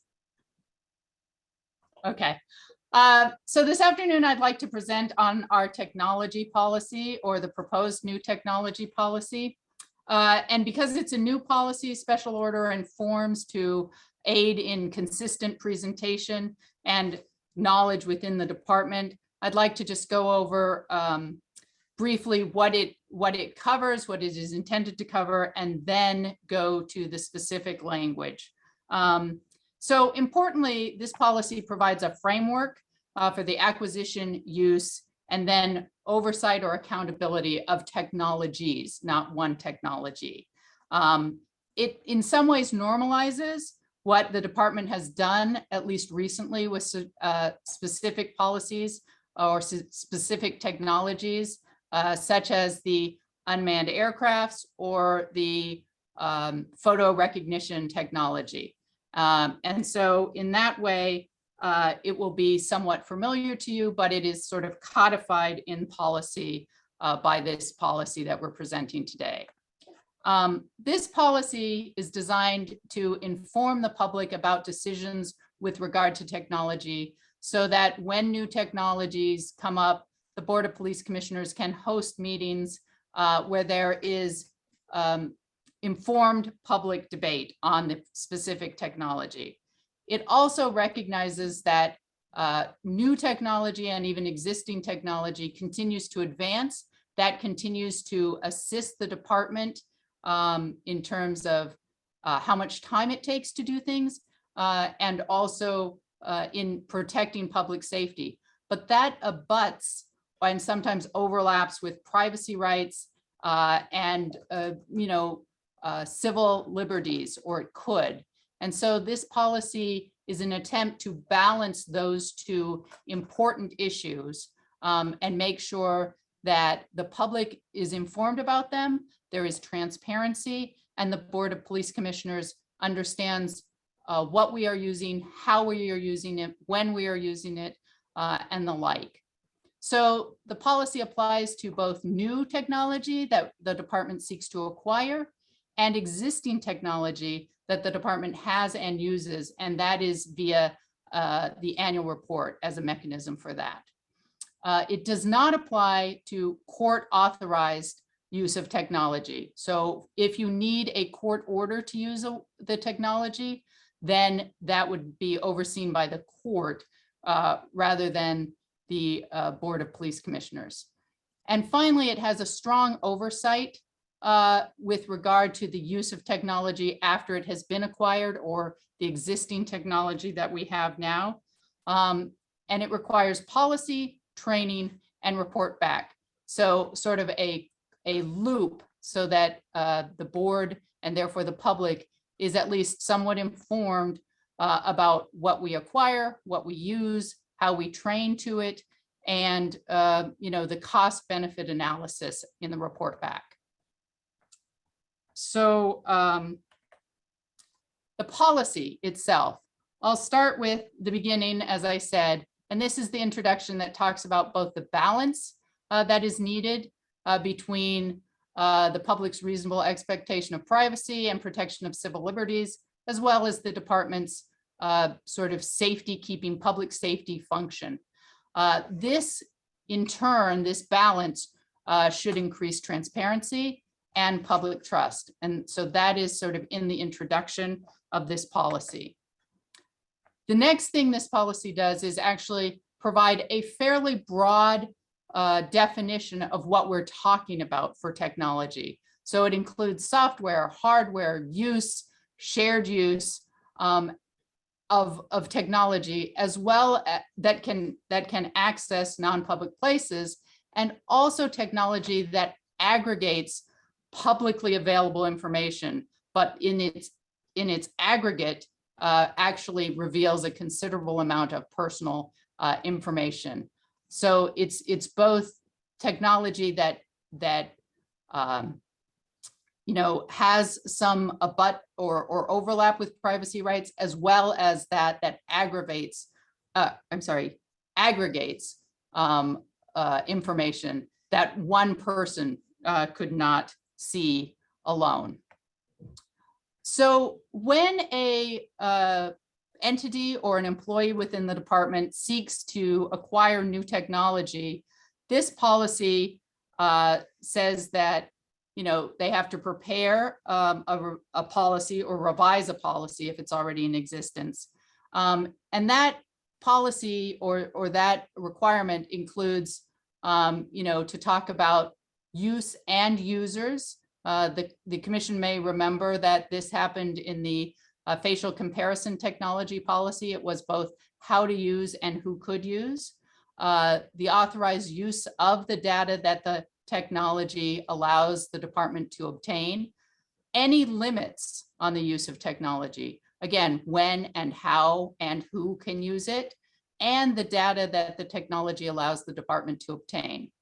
Data protections, the authorized data retention or data deletion after the technology allows the department to obtain that data, and then necessary oversight. So that would be required just to consider acquiring new technology and the data that new technology allows the department to obtain. Thereafter, when the department believes that it would like to acquire new technology, the department must come before the Board of Police Commissioners by this policy and present a formal written proposal about the technology and its application. It must have then a proposed policy. So this policy, I think, as I said before, provides a framework, but it is not the policy for each technology. That would require its own policy about how that technology is used. And I know the commission is has often been interested and wanting to know how the department will train as to the use of the policy or the use of the technology, because a policy without training is sort of lacking in many ways. So it requires all of that.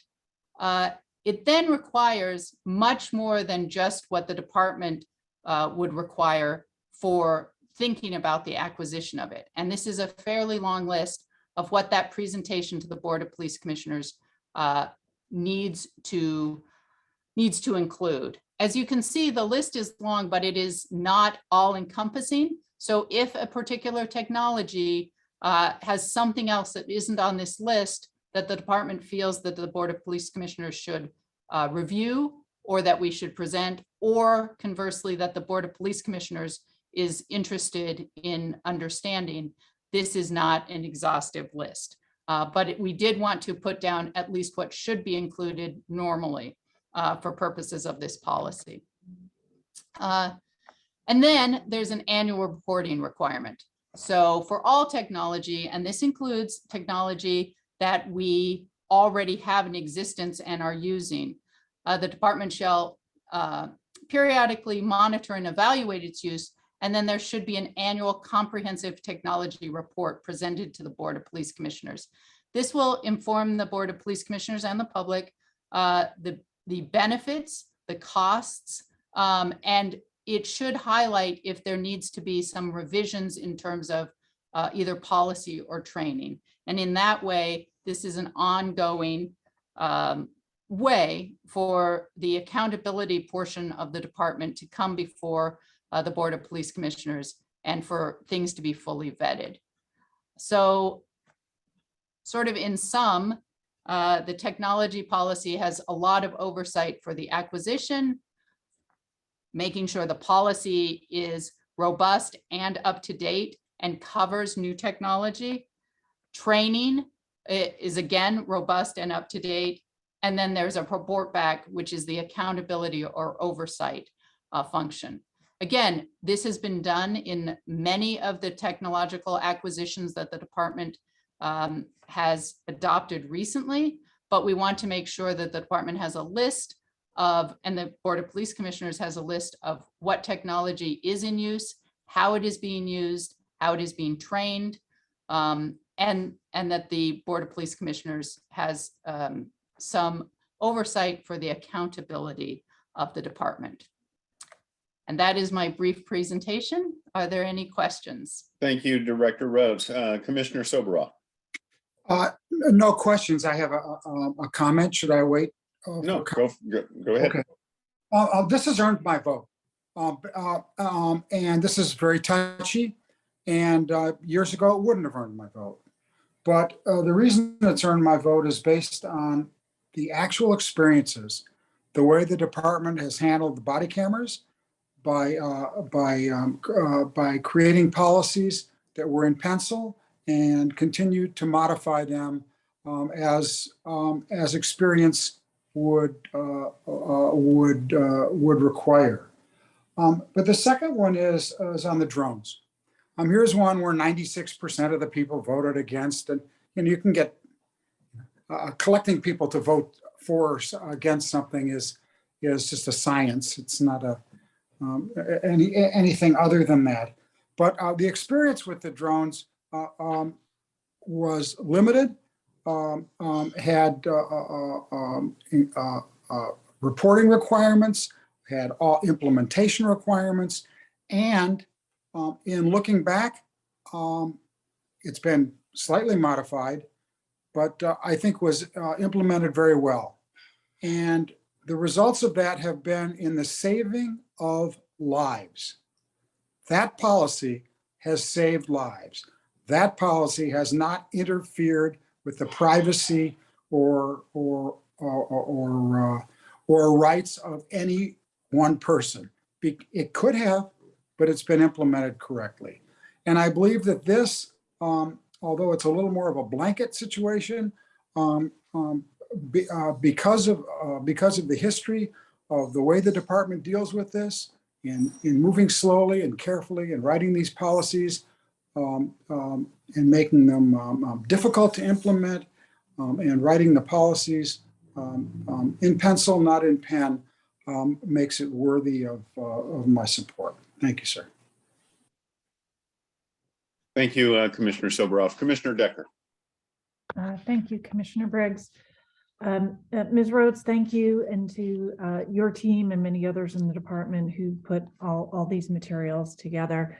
I don't really have a question for you, but I am going to state the reasons why I do intend to vote for this as well. First, as you noted, Ms. Rhodes, and as some of my colleagues have, this is a framework for the board to consider the acquisition and use of technology.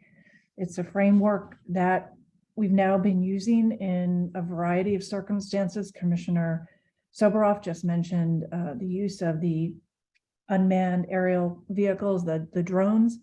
But what this is going to afford us is the ability to oversee the technology, oversee its continued use, and ensure that technology is being used for the purposes it was intended and the purposes that we intend when we agree for the acquisition of technology. It is aimed at adding transparency.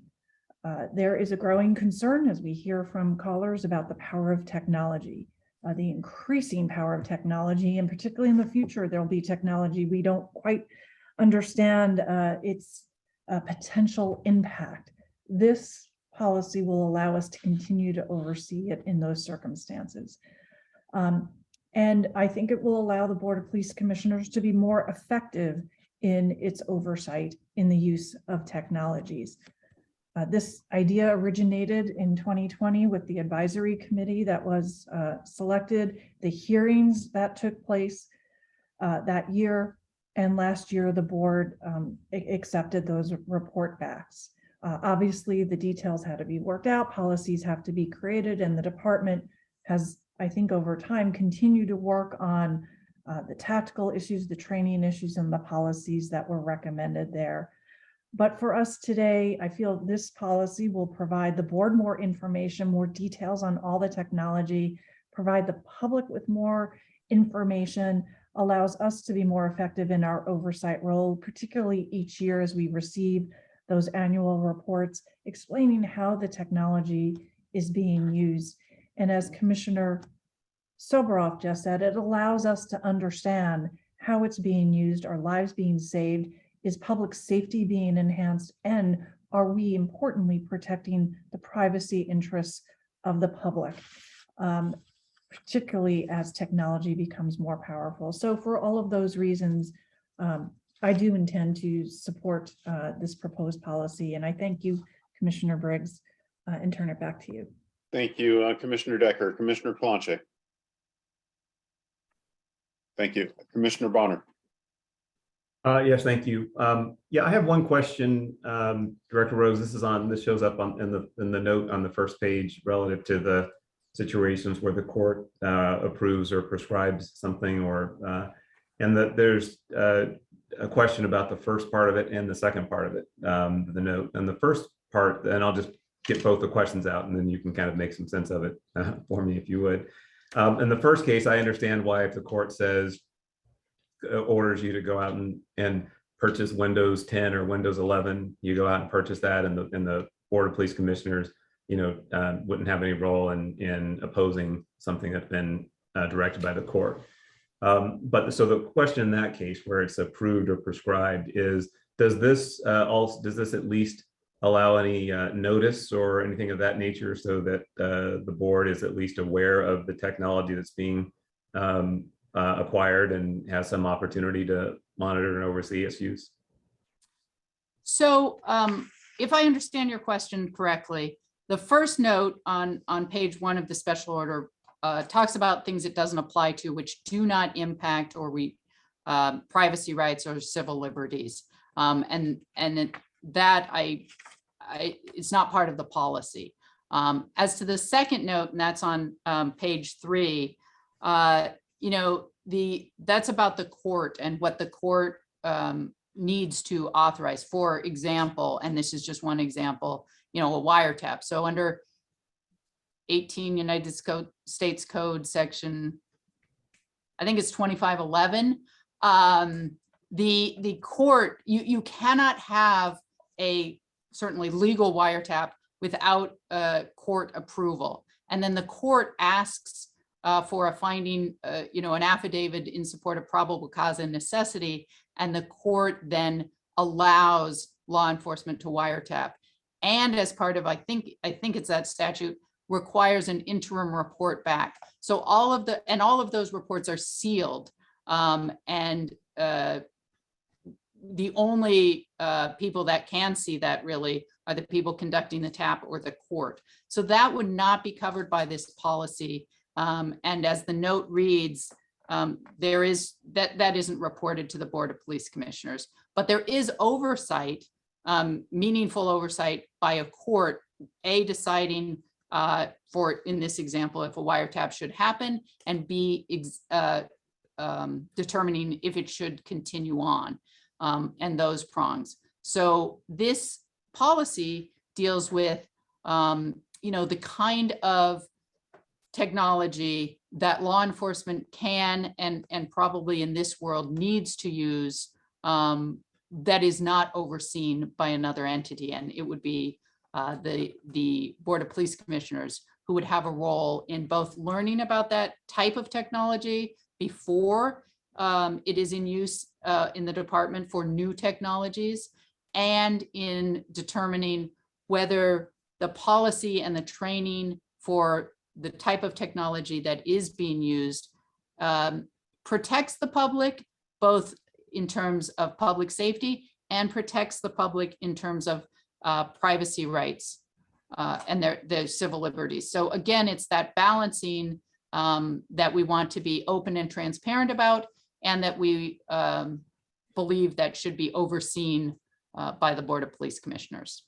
Okay, so I am focused on that note that's on page 3 of the PDF. It's on page 1 of the order. And again, I'm focused on 2 elements of it. The first element is the part that says the commission's approval is not required for the department's use of technology approved or prescribed by the court. So you just gave the example of the wiretap. So one question is there something in here that tells me that that's the only situation that this applies to, is a court-ordered wiretap? Or when I'm seeing this as potentially overly broad, where again, if the court, say if there was some litigation about records retention, and the court ordered the department to store all future records in the cloud. Okay, well then they've not only ordered you to store, but they've ordered you that you got to use cloud technology. That's different from saying department's got to retain these records for 100 years. And then there's the question, well, do we store it in the cloud, or do we use an external hard drive? So there's is there something that tells me that this is really just directed to wiretaps and something that specific, or is it potentially applicable to any directive from a court, that requires the department to retain some or acquire some technology? Because the wiretap situation certainly makes sense, but it's just this other scenario where the court orders the department to do something, and that gets to the second part of it that says, or the acquisition of any technology or equipment necessary to implement a court order. And again, that court order may direct an action, but not direct the type of technology that's required to carry out the action. And in that case, I wouldn't want the department to say, oh, we have a free hand to do it however we want, because this is something that's ordered by the court. So a couple of points to that. The second portion of that note was written about technologies required to effectuate certain court orders, like a wiretap. So for instance, you and I don't have the capability of, even if we had a court order authorizing us to wiretap a phone, we don't have the capability. That requires technology. It's a machine that is used that allows law enforcement to effectuate wiretaps. And we wouldn't, so this policy says you do not have to come before the Board of Police Commissioners to say, we are acquiring this new machine so that we can wiretap or bug or anything like that. That is not required. And that is a court order, but remember, it's a sealed court order. So there would be no reason to disclose it to the Board of Police Commissioners. And in fact, law enforcement would be prohibited from disclosing something like that. Yeah, so you In the understand that other- scenario, by the way, that scenario, as they said, is, to me, is very clear. So I don't have any question or concern about a wiretap scenario. It's not clear to me that this note only applies to a wiretap scenario. So that's what, so one, maybe just answer that part of it first is are there other types of technology? Director Rhodes, if you can address pin traps or other technology that we use.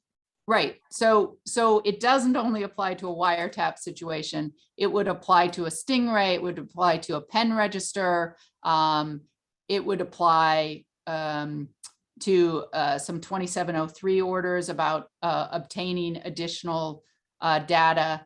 It would apply to a bug. It would apply to many things. But as to your specific question, and it would apply to emerging technologies, right, that are required or covered by court orders. So wiretap was just an example. But as to your particular question, say the court orders us to keep a certain amount of data and they order us how to do it, that would be a public court order. And so while that could conceivably come before this commission, but if the court orders us to do that, a lot of the rationale in both the acquisition and the use are short-circuited, because if a court were to order us to store it on a cloud, then we would want to comply with a court order, and we would want to do it timely. And it takes some doing to get policies before this commission. So the idea is, the idea by this footnote is, if there is some other entity, specifically a court, overseeing certain technology, if that's what they're requesting, or the use of that technology, then it seems an appropriate carve out that there is another entity overseeing and guiding the department, and in fact, in your scenario, requiring the department to use certain technologies. But the next page addresses the use, Commissioner.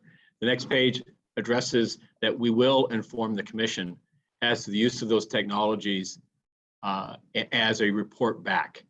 It just all right. So that's very helpful. That's very helpful. I appreciate that. But I just wanted to split that one last hair on going back to the question of, again, you addressed the first part of it, which is if the court directs, that you store something in the cloud. But I'm looking at that other scenario where the court says retain these records, doesn't tell you how to do it, and the department might decide, hey, we want to use cloud technology, or the chief may come and say, hey, we're going to acquire this 10 terabyte external hard drive. In that scenario, does the commission have any role, notice or otherwise, in where it's not directed by the court, the function is directed, but not the type of technology? And in some situation that's public, suitable for some notice or public discussion. So I'm not trying to encroach upon the things that the court may do off the record, so to speak, for obvious reasons. But in these cases, again, the court may or may not be overly prescriptive. And in that situation, strikes me there could be a case where the department's got some discretion as to, now maybe they'll go back to the court and say, we're proposing to use X, Y, or Z, and the court says, fine, that's in the order, and then it's directed by the court. But it also could be a situation where the department's got a choice to make as to what technology is appropriate to carry out something the court's asked them to do. So I think that in some ways, your question has to be answered on a case-by-case basis as to what the court is requesting, as to what is the most expedient, and as to the ability to time, to make sure that we effectively and efficiently comply with a court's order. But if there is no reason not to report back to the Board of Police Commissioners, again, the overall and overarching goal of this policy is transparency and accountability. Okay, I appreciate that, and I'll let it go. I just see some risk that somewhere along the line, we will find out that the department is using something that troubles us, and the response is going to be, that, well, 3 years ago, we were directed by a court to do X, Y, or Z. And so this is the technology that we're using to do it. And in that example I gave, it may be this is why we're using a hard drive, and our reaction might be, my God, that's not enough security. Why are you using that? Or it may be, hey, we're storing it in the cloud, and oh, but then who has access to it? So I just see that potential that if it's not clear that there's going to be some scenario. And the chief looks like he has an answer to that, so that's fine. I think this is I'm not aware of another agency, local law enforcement agency in America that has the depth of this policy that's before you. And I think that it's warranted and that it's needed, that it's valuable in building public trust. But it's also, as Commissioner Silverhoff indicated, it's policy that starts at this point. And to address your concern, I think the powerfulness of this is that we're going to report back to you in the CTR, the technology report, and it's going to talk about the very court-ordered aspects of use of technology in an aggregated manner, so as not to jeopardize any individual investigation, but to give you a comfort about just the means in which how we go about the use of technology. And there may be further adjustments that are needed or refinement of this, but we would ask that as it's framed today, and recognizing this is a effort that is not just here in Los Angeles, but across America, that's asking for law enforcement to report on and be transparent about the use of technology and its surveillance and its possible intrusion on privacy rights, that we start here. The assurance to you is that there will be no use of technology for surveillance purposes that would, outside of what we're providing you, that was not at the direction of a court, which is a judicial review and authorization. And then again, when we report back in our first report and succeeding reports, there's an opportunity there to, I think, further dig into areas that may address your concerns that the commission is desirous. There is an intelligence subcommittee within the Board of Police Commissioners construct that addresses issues that deal with particularly confidential, sensitive information, matters that deal with surveillance and deal with efforts to interrupt or disrupt or counter terrorism and other attacks upon the safety of the city that two of the commissioners have access to, and then in their work can bring to the broader commission interest and attention. So I think we very much want to work with you in understanding your concerns. And as we, I think, fulfill the process that's envisioned here, it'll give us an opportunity to do just that. Thank you. Appreciate that. Thank you, Commissioner Bonner. I don't see any further questions on this issue. I'm going to bring this matter to a vote. I move that we approve the department's report. Is there a second? I'll second. Motion's been made and seconded. All in favor, say aye. Aye. Aye. Aye. Commissioner Kalanche, did you vote on this? Yes, I did. Thank you. Commissioner Bonner, did you vote? Yeah, I did loud and clear. I said aye. Thank you. Thank you. Motion passes unanimously. Thank you. At this time, that's the end of our regular agenda items. We'll be moving into closed session at 1:30. Thank you, everyone. The Board of Police Commissioners will now recess into closed session to discuss agenda item 5A in accordance with Government Code 54957.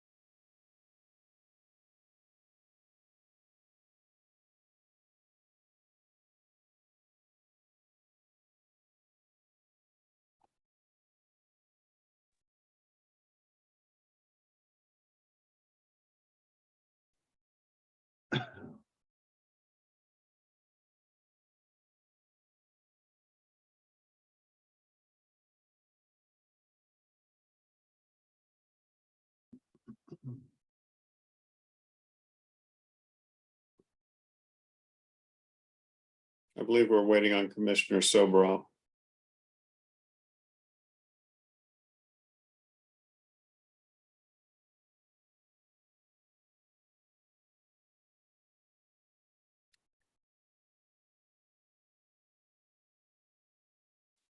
Great. It appears that we're all here.